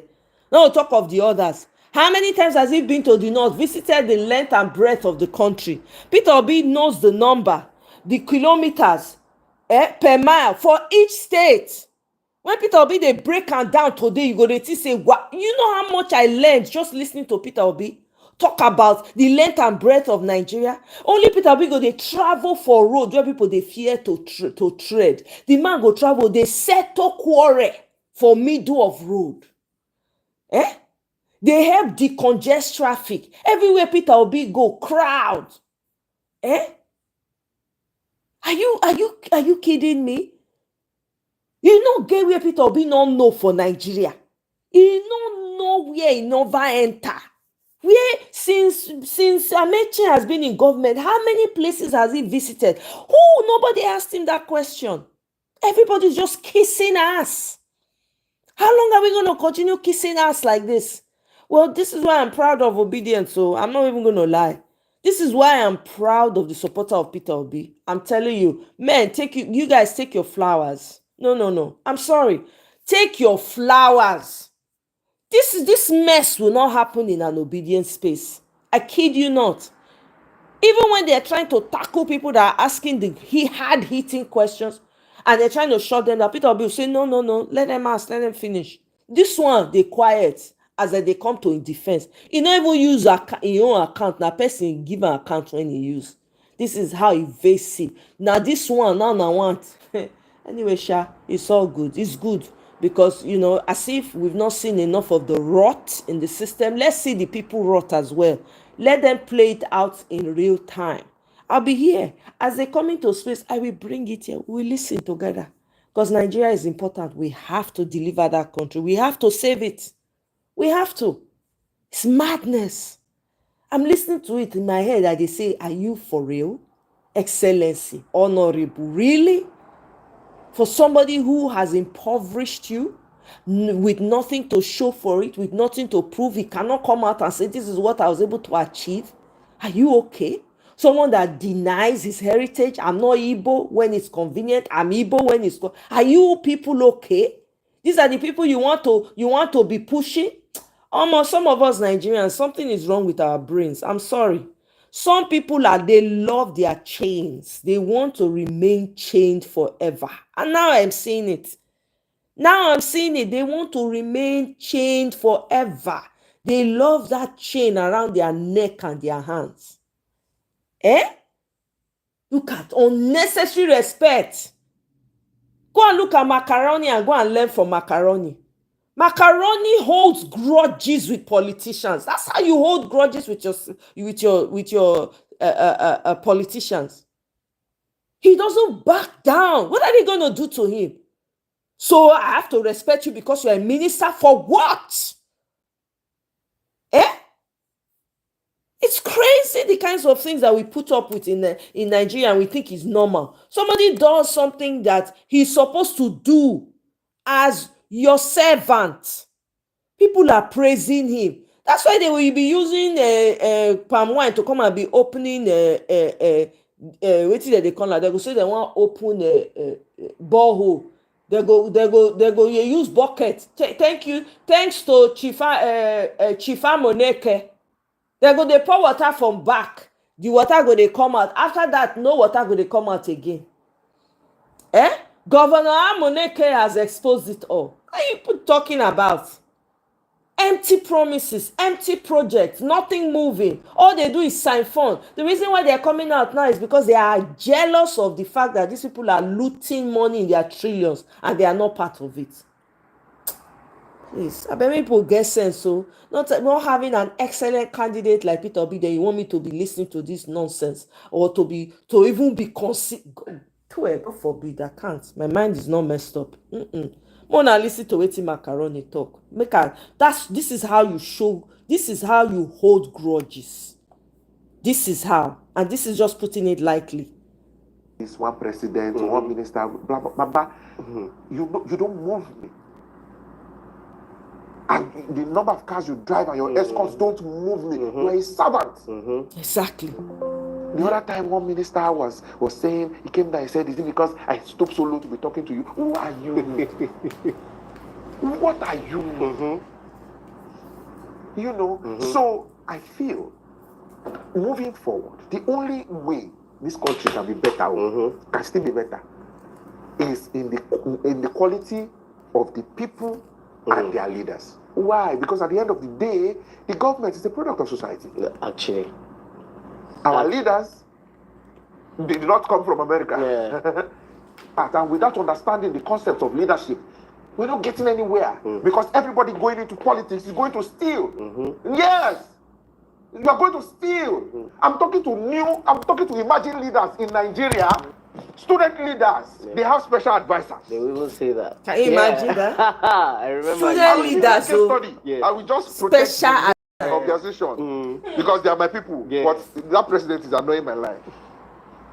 President of the Student Association, they called me. They said, how did I do it in my time?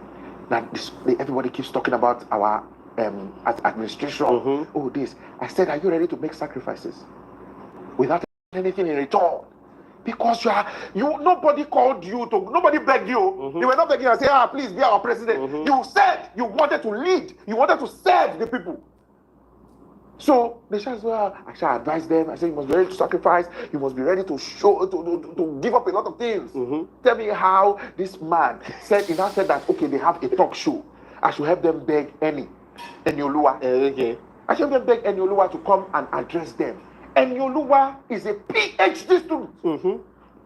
Apart from being a content creator that is doing excellently well in his field, this guy is a PhD student. He is academically superior to you. Forget that you are a president. Forget that you are an ESCO. He is academic because you don't do a master's. Of course. You never even reach master's level. Why? This guy that wanted Enioluwa to come and address the students sent. Guess who addressed the letter they wrote to Enioluwa? Special advisor on academic matters. I'm writing on behalf of the president to inform you that we find you worthy. You find Enioluwa worthy. This was the letter they sent to me to send to him. I said, me? I will not disrespect the young man that way and send him this bullshit. You find him worthy? Me? Then, Baba, we go write letter, put our name, Guru, you go big like this. Signed by this president. We go carry letter. You go by yourself. Please go. Come, we want to learn. We will be honored. So that these are the emerging leaders. So that's why I said the quality of the people that we're raising too. What is their mindset about leadership? No, now they've seen the politicians about that white all the time. Convoy, line up, that is what they understand to be power, and that is what they understand to be service to people. Not getting your hands dirty and not letting the people know that we are there for you, are working for you. Papa, you cannot be leading me and see me and not be telling me I'm working for you. Tell me, what are your problems? You are worried that I'm insulting you or lying. To hell with you. Who are you that I cannot insult you? If you are, Baba, don't beg to be familiar with me. Let me see my president. I'll be happy. President, you're making us happy. Keep the good work going. But I'll not be a psychopath to people that don't know what they're doing. I will not gossip and cower at the feet of people that do not understand the first thing about leadership. Jesus washed the feet of his disciples. These politicians, this crop of politicians we have are the ones that want to talk about service to people. People that think those that their own citizens are beneath them. And they will come and tell you, oh, we are doing you a favor. Who the hell are you? Nahira, on that note, I yield. Until next time, we will see again. You guys have a wonderful weekend. Enjoy your Saturday. Kenny, thank you very much. Michael, thank you. Amiko, welcome. And I'll see you guys on my next one. Gawalele, thank you. Tracy was here earlier. Thank you so much, guys. I'll see you. Enjoy the rest of your Saturday. I'm telling you, Michael. Anyway, bye for now, guys.